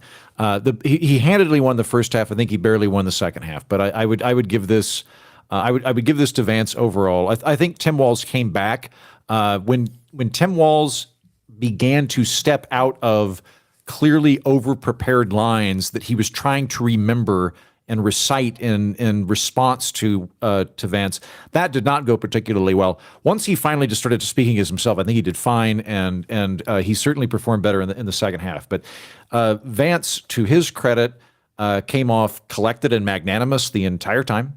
There wasn't a moment in this debate, just this debate, where I thought he was being a dickhead. I thought he came off at times slightly amused at whatever Walz was saying, but never vicious, not going on the attack. He seemed calm, intelligent, collected. He also has a remarkable ability, for a politician, a truly remarkable ability to evade a question without sounding like he's evading the question. I mean, that's just great debate etiquette. I mean, if you look from my perspective of watching and studying these debates, that's part of it, is that you have to get to where you want to go in a question without making it seem like you are totally ignoring the question, right? Yeah. And so if you do that, that's a great question. And good questions come from good education. And as governor of Oklahoma, that kind of thing, I think most people can see and go, did he? He's pivoting because it's a tough one. There were several times where he was clearly pivoting, but he does it in a way that's a little bit less neon about it. I thought his debate performance was very good. I thought he came off well and pretty much This was my biggest worry with Walz, is that this is not his campaign. This is Kamala's campaign. Kamala's playbook is very, very thin. It's very, very small. She wants to stay on exactly the topics that she wants to stay on, and she wants to do it because the less she is out there, the more you're thinking about Donald Trump. And she believes that a replacement level candidate who has D next to their name can beat Donald Trump. Yes. Because Donald Trump is a 48% candidate. If you can get to 48.5, you can beat him. Tim Walz is a folksy dude. And he, I think, can speak policy, too. I think you're exactly right about Kamala Harris. She is playing the role of a quantum candidate. She is assiduously avoiding... She's a smooth, a pearl that has just emerged, who knows how, from the ocean, for which you can see yourself in. And she's finally put out some policy papers where she has clarified some things a little bit more, but you have to go looking for them. But with, say, for example, the... price controls that were kind of floated out about a month ago. She was not clear early on, are we talking like Nixonian price controls, or are we talking on like around the edges anti-gouging laws where you can't increase gas by $3 within a week of a fire, something like that, like very intentionally sort of avoiding that. She's now clarified some of those things. But by and large, though, I think she's occupying that space of maybe Bernie, but probably middle. I'm not going to say, but like Bernie people, don't worry. My heart's with you, but at the same time, broadly centrist. So she's doing that. I agree. I don't think that's Tim's credit or Tim's strong point. Tim Walz. I like Tim Walz personally. I like the folksy element. I am also a white guy from a flat agricultural state that is very boring. Yeah. So when he talks about you're from hot Minnesota and he's from cold Oklahoma. Exactly. So I like those elements of him. He doesn't put my teeth on edge when he gets into policy stuff. I don't think that I would agree with him on quite a few elements of policy. That being said, though, he is able to discuss them, particularly as a governor. He can talk about them. I was always kind of surprised at some of the stuff he didn't get into, like when he got into housing, for example. I feel like that's something where he ought, if he were running for governor, I think he would be able to knock that out of the park. He can't freelance on this stuff in a way that he would want to. Right. He's got everything he says. Kamala Harris has to be able to say she believes, and that's not the kind of politician he is. He is very much a say it, we'll figure out everything else later kind of politician. And he does it well. He does it folksy. And he does have an ideological backbone. He is a progressive politician that is able to put those ideas out there in a way that is pleasing to others. The problem is that Kamala Harris was a more progressive candidate than he ever was before in 2019, and now she's running as like Dick Cheney's favorite daughter. So he can't say anything that she's going to get a question on and say, wait a minute, Tim said this about zoning. Is that what you believe? Probably why he was so palpably frightened the first half of the debate. We were talking, I think, during the break, where I think what happened was during the 3 days of debate prep, he was getting conflicting things where they're going, okay, we love that you're loose and folksy. Be loose and folksy, but at the same time, don't think off the cuff. Don't think off the cuff. And, don't come off formal, but think about what you're saying. Don't speak in generalities, but at the same time, don't really nail anything down too hard. Don't be specific, but at the same time, we don't want you to we want you to be very general at the same. I think that there was all sorts of contradictory things that he was trying to tightrope through. Notes on notes on notes. Yes, notes. which limited his ability. Yeah. I also don't think that he thought that J.D. Vance would be congenial. Or agree with them about a quarter of the time? Because the moments where he was truly freaked out are when J.D. Vance went, yeah, I think I agree with you There on was that. one moment, oh God, what was it? It was housing shouldn't be a commodity and paid family leave. They did not sound that different to me. They sounded like they both sort of agreed on the problem. And the method by which they got there was their solutions were cousinly rather than oppositional to one another. And that seemed to freak out Walz a little bit. Okay, so there was during the the child care thing, there was a moment where J.D. Vance said, "You want to know what? Like, I really agree with a lot of things that Tim Walz just said." And Tim Walz was like, that's good. You're agreeing with me. Then he's like, because the real problem are all the regulatory policies that Kamala Harris is choking out the middle class with. And Walz is like, whoa, no, I don't like that. I was nodding. Now I'm shaking my head. I'm shocked. And anyone who listened to my debate prep episode heard, I thought that there was going to be a lot of offense by both of these candidates based on what they had done before and how they talked about each other on the trail. They've been, because Kamala doesn't want to talk about herself, and Donald Trump is the most defiant candidate. You had Vance and his media interactions decrying Walz as, I don't know the exact wording here, but basically a traitorous coward for abandoning his unit. Serial liar who abandoned his unit during wartime. And you have Walz going, yeah, but he fucks couches. Yeah. So they've not been playing nice with each other. And he's hostile to women, and he is the scion, the hood ornament of the corrosive young man that has come out from Donald Trump's America. Like he is the worst. He's the absolute example. And so I thought, because both of them are very capable of going after each other, and we didn't see any of it. So, okay. At all. We didn't see any of the stolen valor stuff. We didn't see any of the, China was on the table. And there was no, hey, the Congress is now subpoenaing whether or not the federal government is wondering about your connections to China. There was no, you lied about IVF when you and your wife never used IVF. Stuff that Walz has had to admit, my grammar wasn't the best. Didn't go after him, and similarly to Walz, there was nothing about a couch. Walz has made jokes about that on the stump. I was shocked. I was surprised. So walk me through this, Justin. What were the goals of these two tactics within the vice presidential debate? Because the people at the top of the ticket have been going for the jugular every chance they can on and off stage. And I also am not entirely sure. I want to watch the vice presidential debate because I suspect that one of these two people will be very prominent in politics for the next 4 to 8 years, if not both. So this is my first real chance to see them in any great length, right? So for me, this is just general research. I don't think this is going to change my mind on how I'm going to vote. And I don't think anyone in America has I like Kamala and I like Trump. It really just comes down to who their running mate is. So I agree. What's the gameplay here where they went gloves on as opposed to gloves off? I see it more from the Vance side than I do the Walz side. The argument from the Vance side is, and the fact that he started with bio, which he has not done in the past. He did not do in his Ohio senatorial debate with Tim Ryan, but he starts with, thank you for the question. I just want to tell the American people about myself. I was born really poor. My mom was addicted to opioids. We wound up getting out of it, and I served in the Marines, and now blah, blah, blah, blah, blah. That is him saying, America that knows my name hates me.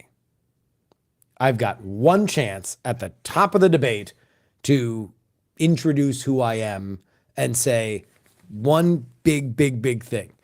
What the media has told you about me is wrong. If I were that guy, would I be coming off to you nice like I am right now? And that is to the core of not only J.D. Vance's Trump apology, but also the general element of this campaign, this Trump campaign, is if you reflexively hate Trump for the reasons that Kamala believes that she cannot talk about her point of view at all because you just reflexively hate Trump so much, why?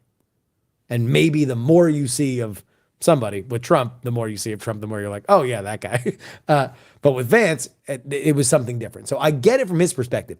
I don't get Walz not going after him more, not needling him more. I mean, I thought the strongest play for Walz in the entire debate was at the end with January 6th.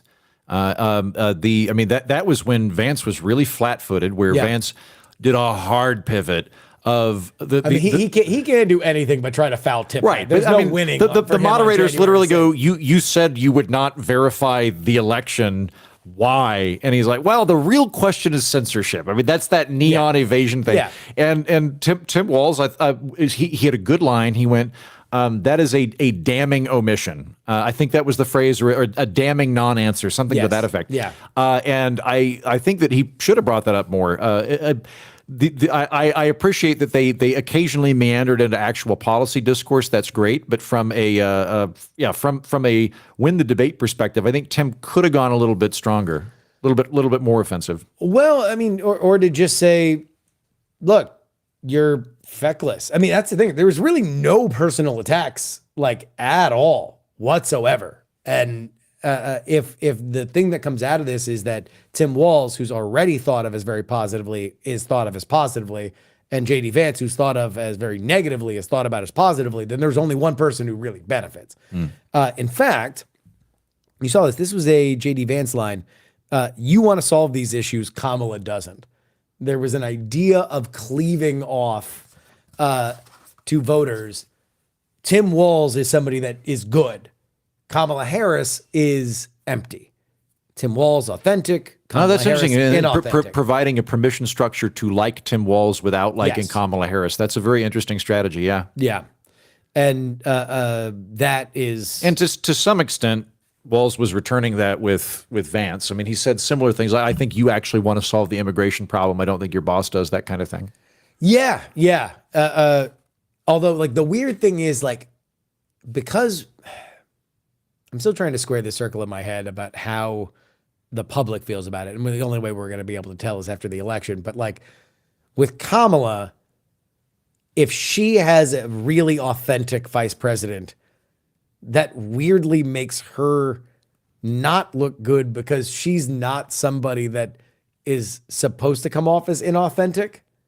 Whereas like Donald Trump is Ronald McDonald, like he's like a plastic figurine that just does things the way he's done them for the last 40 years in pop culture, where him having an authentic person is like, oh, so that's the last person that'll talk to him before he makes an impulsive decision that just happens to be whatever it is. Like, oh, I kind of like that.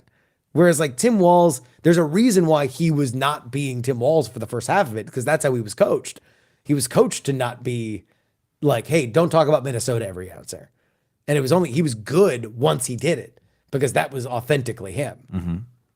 Let's get into the moderators because I'm sure, and by the way, if you are listening to this, we have not gone on Twitter.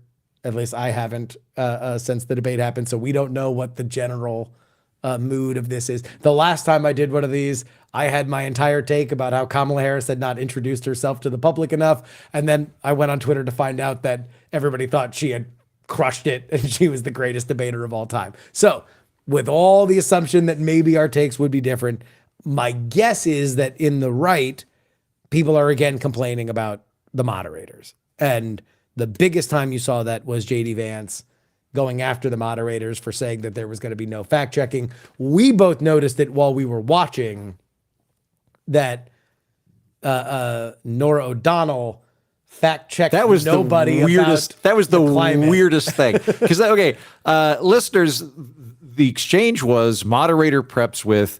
There's been a big ass hurricane that's killed a bunch of people. Climate change is bad. Do you think climate change is real? What would you do? Vance kind of faints.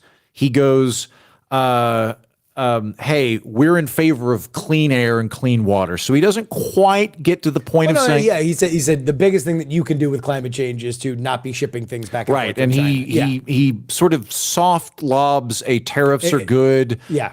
Like somehow through environmentalism, good tariffs. It's coherent. Like I get it. He's saying, look, like there's lower standards in China. Yeah. So if we bring things back from them, He's on defense. He's trying to foul. He's Right. trying to foul ball. Tim Walz takes a more straightforward approach. I think answered that question very well, where he's like, what are you talking about? We're producing more energy than ever. We're producing more natural gas than ever. We have all of the above energy policy. He actually answered that very well. And look, we need to build all of these. And then he kind of turned it into a jobs program, but he's sort of had we need to be proactive with climate change model. And having now both done this, a moderator just out of nowhere, Nora just goes, scientists agree that climate change is happening very quickly and is causing damage. And then moving on. And we were like, what? It was, I mean, I think pretty clearly what happened was that she thought J.D. Vance was going to say it was a hoax. Yeah. And had a speech prepared of her Mr. Smith Goes to Washington moment, I think. And then it felt very weird. It was very weird. I hate fact checking. I will say this again. I don't believe in moderator fact checking. Not to say that I don't believe that people should look up what people say and point out where they are being rhetorically slippery. It just doesn't belong in the debate. Make an hour-long show right afterward where it's just pouring through clip by clip and you have somebody going through books and looking stuff up, a panel of people debating, exactly what this means. Bring up all your graybeards and your scholars to do that. I'm fine with it. The problem with it in the debate is if you are married to doing it, you have to then be subjectively honest about when you are doing it. And trying to fact check political speech is impossible. Everybody is shading something in their perspective. Some whoppers are bigger than others, but everybody is saying, my opponent wants to kill babies. My opponent wants to ban abortion. Would either of them say that? No, of course not. Which one is more right? Well, that's something that you should have a longer form discussion about. I'm glad that they knocked it off, though. To their credit, as soon as J.D. Vance threw a big fit about it and then they started doing it, they both knocked off the little rejoinders at the end where they're like, also, here's our opinion about this topic. Moving on. I again plead, now that we're kind of done with this cycle of debates, please, St. Bernard Shaw, ask super screwed up, really dark questions like he did to Michael Dukakis. If your wife were raped, would you support the death penalty for the person that raped your wife? Make it dark, ask the question, get out of the way. That's where your art is as a moderator. Ask the most twisted, dark question you possibly can, and then leave. And then go. I would prefer that than the fact checking, because this was like a way to try to get halfway where we're not going to interrupt the candidates. We'll just say our fact check at the end, and I don't think it was good. So I'm glad they got rid of it.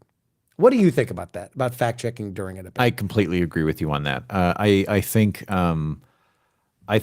being even-handed is easier than it is to be objective or neutral, and the amount of things you could conceivably correct is so high and so rapid pace that there's no way for you to do it in a objective manner. You have to pick, what are you going to, I must speak up now. And invariably you are going to risk playing favorites. Yeah. And it would be of great surprise to me if all moderators go into those debates without, at some level, a hope that one person I think for the most part, they really are focused on their job and their career and everything else, but they're going to have a person that they relate to more than the other. And if you start fact checking on the fly, you're probably going to go harder on the person that you don't like as much. So yes, I'm Well, and agree this with was you. look, this was the Candy Crowley thing, where Candy Crowley fact checked Mitt Romney, and then Obama gunked on Romney for it and was like, "Say it louder for the people in the back, Candy." And it's like, all right, well now you just like threw Obama a chair to hit Romney with. Like you don't want that, because then you become the story, and I think it kind of ruined Candy Crowley's career. So Really? yeah, well, I mean, you don't see her around much anymore, right? They had to cut off the mics at one point. That was the one time they cut off mics, and you avoid this a lot Which more. even then, I got to say, like, I get cutting Donald Trump off with a mic, because Donald Trump will. The question is, what would you do about inflation? And somehow it turns into there are a billion Hondurans right now laying waste to downtown Detroit, and just keeps going on. And they're wearing Rosie O'Donnell masks. They ripped off Rosie O'Donnell's face, like, and so we got to move on. Beep beep beep. They do it with one that they stopped Vance on. Vance was, I thought, actually making pretty good clarifications about the legalities of. I mean, it was very germane to what they were discussing. There was something to be said. Like I would have allowed that to breathe a little bit more. And that's my one last thing about the moderators, is that these rules were built in a post-Trump world. We, in all likelihood, unless Vance gets such good press that Donald Trump's like, nope, I'm debating tomorrow. Where are you going to be, Kamala? I'll be in your living room. We'll debate there. Like, unless that's the case, we've seen Donald Trump's last debate. And I think that in this case, it felt too rigid. Like, there were times where they were cutting him off, and I'm like, no, this is good. Like, I would rather have longer substantive conversations that can go to different places, because they were actually talking about policy. They were actually talking about things that were germane to it. So maybe this is, let's be hopeful, nature healing, that like that it's like, hey, we don't need to build velociraptor fences between each question. We were with Trump, we were very rapidly getting to the point where the moderators were going to keep a super soaker under the desk to spray him in the face with, as you would a dog. And so perhaps with other politicians moving forward, they need not be so stringent. Because Donald Trump, even beyond that of a politician, is such a media whore that he just sees 90 minutes of live national television simulcast around the world, and it's like, why aren't I monologuing for 90 minutes? Like, that's only a quarter of one of my rallies. Like, I could do that really, really easily. Why don't I just do it? And so you have to build these walls to say, all right, well, we're stopping here, stop arguing with each other. But in this debate, I really liked when they went back and forth. Yeah. I thought it was really good. And not only from a policy perspective, but also from what I love watching, like some of the art of it, of like what they're saying and who's going to get the last word. Like that's stuff that I find rhetorically really interesting. I would have been okay with the moderators injecting themselves a bit more in that. A good question that I would have liked about 3/4 of the way through is, outside of platitudes, where do you broadly agree?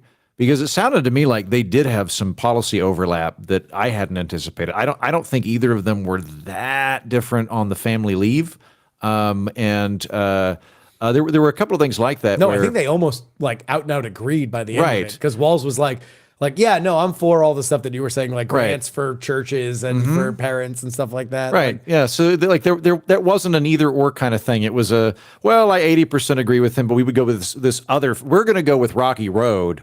Whereas they're going with Oreo. The biggest thing is how they pay for it. And Walz and Harris's thing is we're going to make billionaires pay their fair share. And Trump's thing is we're going to take it all from China and businesses that are trying to offshore stuff. Either of them are real. It'll all wind up coming from the same places that it always comes from. The deficit. The deficit. Yeah. It'll come from the deficit. Yes, absolutely. 100%. So, none of it actually matters, but at least, ideologically. Actually, now that I think about it, though, the child care credit, or not child care credit too, the paid family leave is ostensibly for the children who will end up paying for the deficit. Yeah. So that one, like, it is kind of your fault, kids. Like Exactly. in this Yeah. instance, I do think the deficit's okay for that because I'll be dead. You'll end up paying for it. All right, we're going to take a break here, and then we're going to come back with our final thoughts. Do I need to vamp for this? No. And we're back. I don't know if this is going to be a thing. It might be on the right.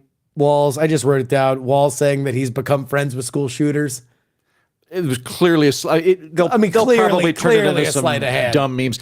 I think that. Oh, but by the way, speaking of Walz, understandable Walz things that JD Vance didn't bring up to the point where if I'm going to criticize JD Vance on this for trying to be such a nice guy that he didn't really go after Walz at all, is that like Walz has said during a speech, we can't deal with 4 more years of this. Now he was talking about high prices, but I thought that was a ready-made line for JD Vance to say, like, I agree with Tim Walz. We can't deal with 4 more years of this. I also think that he could have squeezed them on Iran more.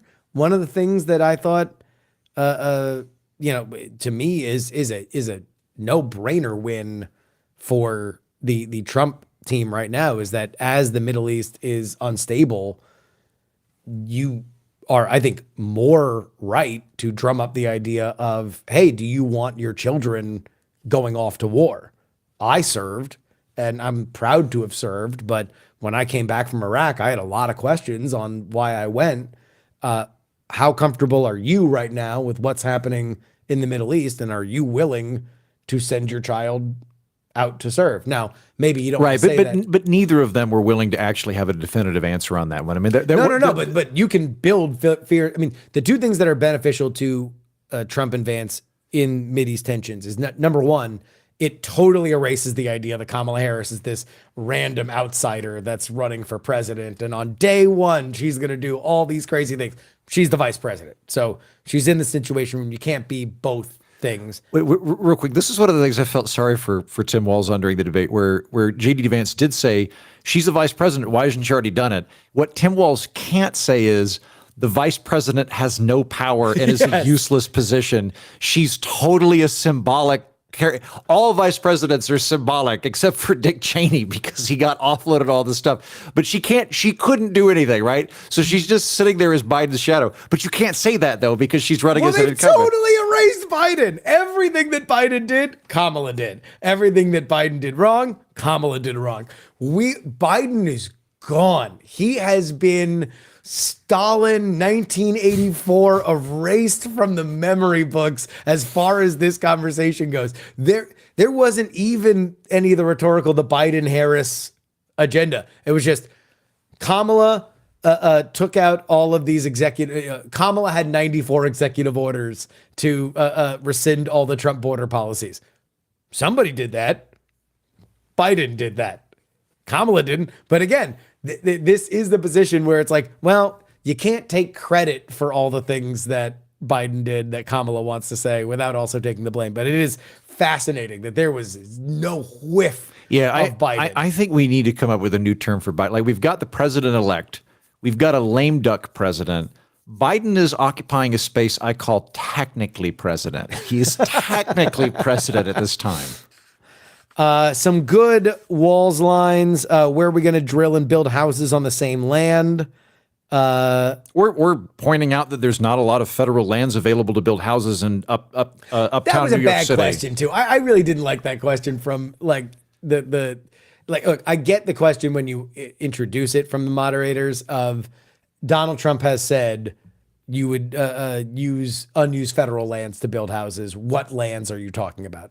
It's a little bit of a gotcha of like, do you really want him to go through like BLM plots and be like, well, plot 145. The San Fernando National Forest actually does buttress a lot of downtown Detroit. Yeah. Like nobody really, it's a bad answer. But so Vance pivots away from it, but then they held on to it and they made that the housing question when it's like, no, there's a lot of other housing things that you can get to. Walz saying, here's where being the old guy benefits me. I was in Congress when the ACA was put in. Great, folksy Walz. one of the things that I thought Vance did well with, and this is where our friends at 24 Site, Tom LoBianco, who wrote the book on Mike Pence, always talks about Pence being the Trump whisperer. Lot of Trump-splaining out of the mouth of J.D. Vance tonight, to the point where it's like one of the more embarrassing lines from Trump during the last debate was, I have a concept of a plan to replace Obamacare, when Vance does his tap dance of, Tim Walz knows you don't say from a debate stage what you have to do, because there's a give and take. There's a negotiation. We want to do a bipartisan deal that everybody's afraid happy with. That's Trump's planning. Yes, I think you're right. I think Vance does a far better job of representing Trump than Trump, in my view, because Vance is an intelligent guy. I disagree with Vance on a whole lot of policy. I particularly disagree with him on anything involving trade. I think he's fundamentally wrong and would walk us into immiseration. But he's a smart guy. He's not an idiot, and he's able to present those opinions in a way that comes off measured and calculated and informed. He doesn't sound like a blithering idiot. Whereas a lot of the time when Trump talks, I find myself thinking, I'm not confident he's ever finished a book before. Like he comes off as a very including his own. If I would be amazed if The Art of the Deal was not written by a ghostwriter who was screwed out of his own money. I think he is. I think he was famous during the first term of talking about. Yeah. I mean, Vance does a very good job of representing that. Actually, what Trump was saying, if you think about it, was really kind of a line from a Chekhov play, like being able to just retcon in a lot of meaning. Whereas when Trump said "lick my balls," what he was saying, if you think about it, was it reminds me of something that I once read of Gandhi.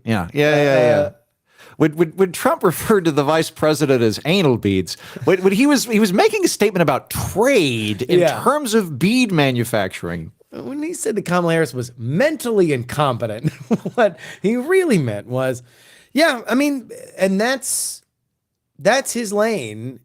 If you go back to the other choices that Vance had, which, I mean, let me put it this way, and I'm annoyed with myself that I didn't write in, actually, I think Vance is doing a good job in this race column, because I think if Donald Trump wins, he was kind of indispensable to it for one big reason. And that is, I believe after Donald Trump's assassination attempt and then the convention, he had a hard time getting back on the road. Donald Trump did not do as many rallies. He was not as electric at the rallies that he did. He was really uneven and just wasn't very present. And so as soon as the Harris switcheroo happened, and then all of a sudden it's like, everyone's excited, brat summer, like Kamala fell out of a coconut tree, this is amazing. J.D. Vance was the first person to do any kind of stopping of the bleeding by going out to every city that she was doing a rally in and doing a press conference. That was the first time that they brought up the Tim Walz stolen valor stuff. Like, you're not going to win those moments, but if you can do something to stem the bleeding, you're doing something effective.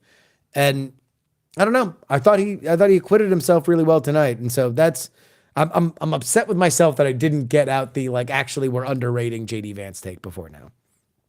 Do you think he's apt to make a better play in terms of swing state voters? I mean, all of this is going to boil down to 70,000 people in 5 states. Nobody cares about either of these people, right?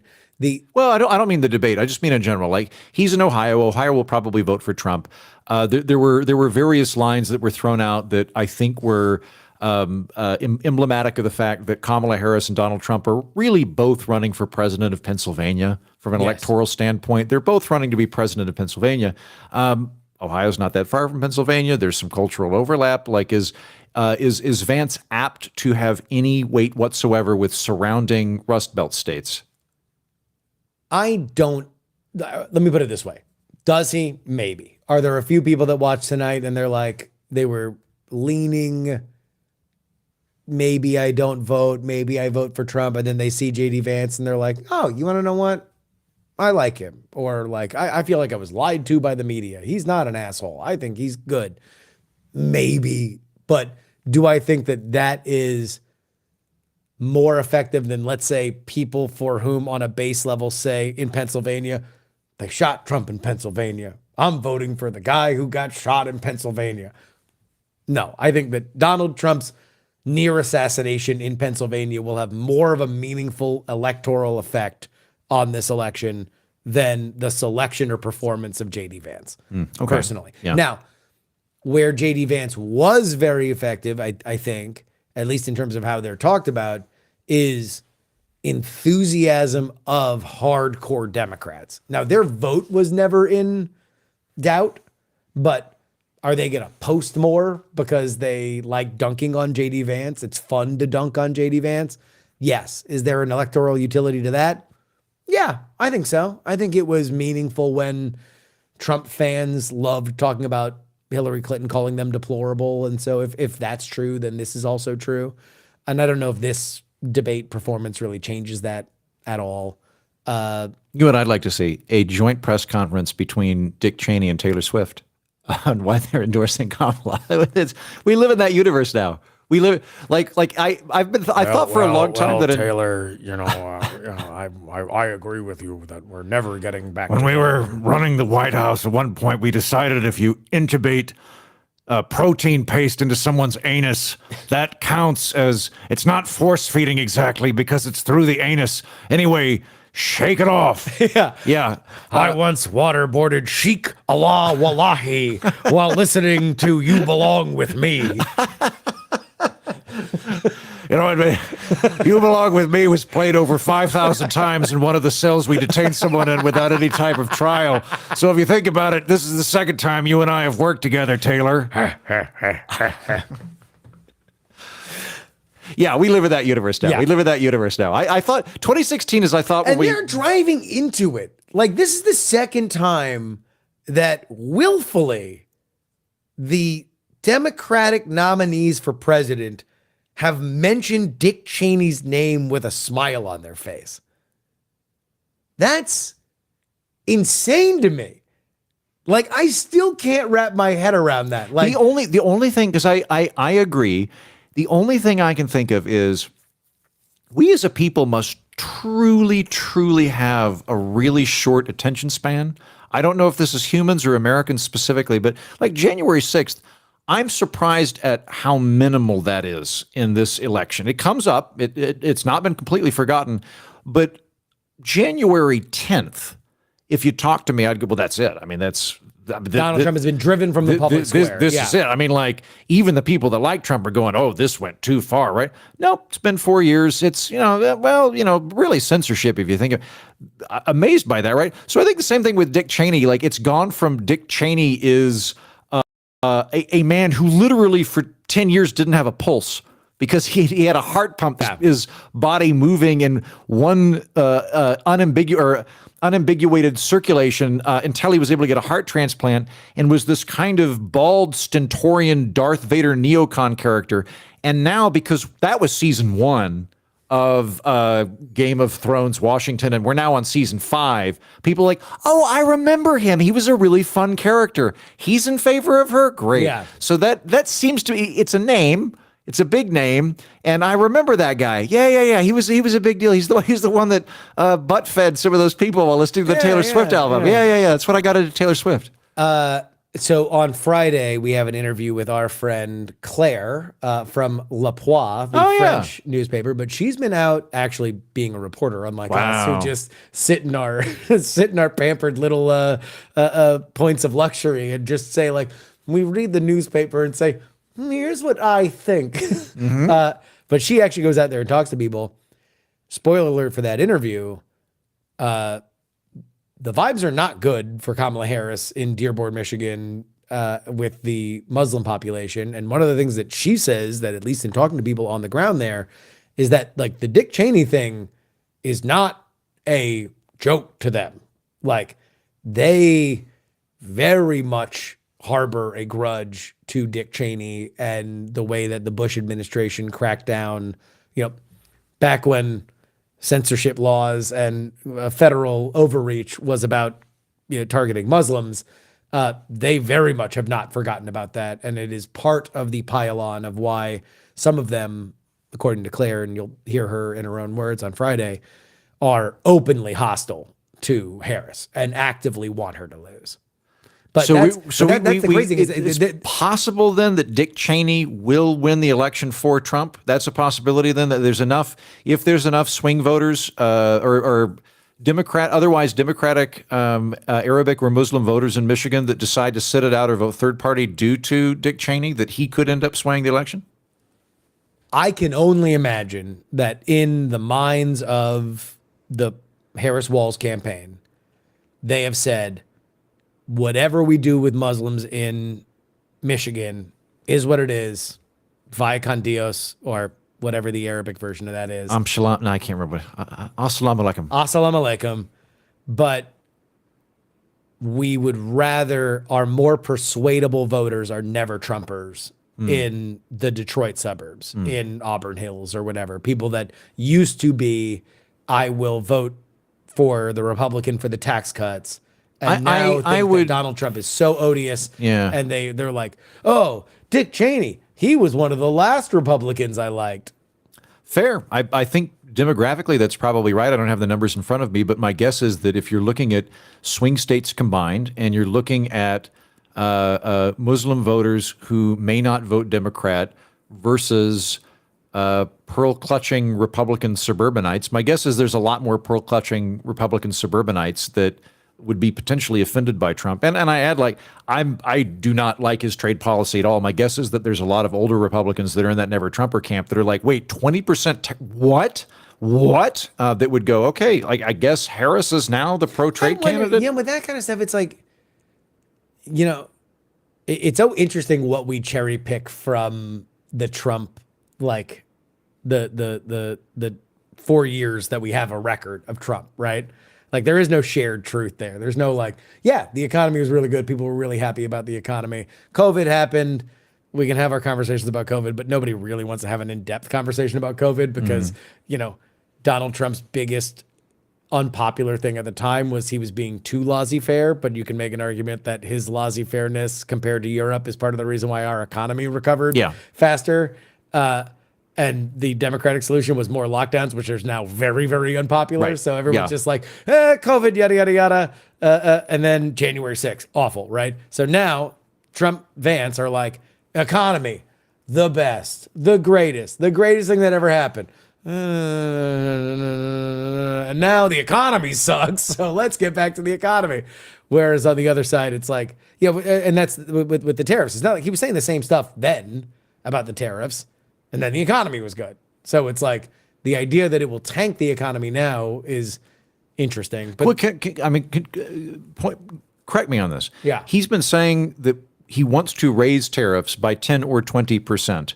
That is more than he raised it previously, right? So he's running on increasing it from what he already did considerably. The Trump philosophy, as I understand it economically, is there are tariffs on things that either outsource American jobs to a point that he thinks that is not good. And really what he wants is to rebalance the trade deficit with China. China is really the biggest thing, right? That when we talk about tariffs, right, he talks about China very broadly and Mexico specifically, of like, if you think you're going to move to Mexico, I'm telling you before you lay the first brick that each car is going to be a 2,000% tariff. And essentially he's saying, this is like golf course talk for like, don't do it. You're going to do this. And you hear it in some of this, stories. He tells a story with like Emmanuel Macron where he's like, Donald, we are going to put on, this thing. And he's like, well, all champagne, 3 million% tariff. Oh no, Donald, you cannot. And then he's like, and then guess what? He took away the thing I didn't like because I threatened to ruin his business in champagne. That's the way I understand his philosophy. That's how I understand it. I think that there's a good argument. Listeners, I apologize. I promise we won't go too far on trade, but it is a sticking point for me. I think the good argument I've heard in favor of tariffs is that they are a tool which can be economically leveraged. It is a bargaining chip to dissuade economic competitors from unfair practices. So, for example, China's stealing a bunch of IP. We don't have a means to prosecute China, so we threaten to increase tariffs to make them knock it off.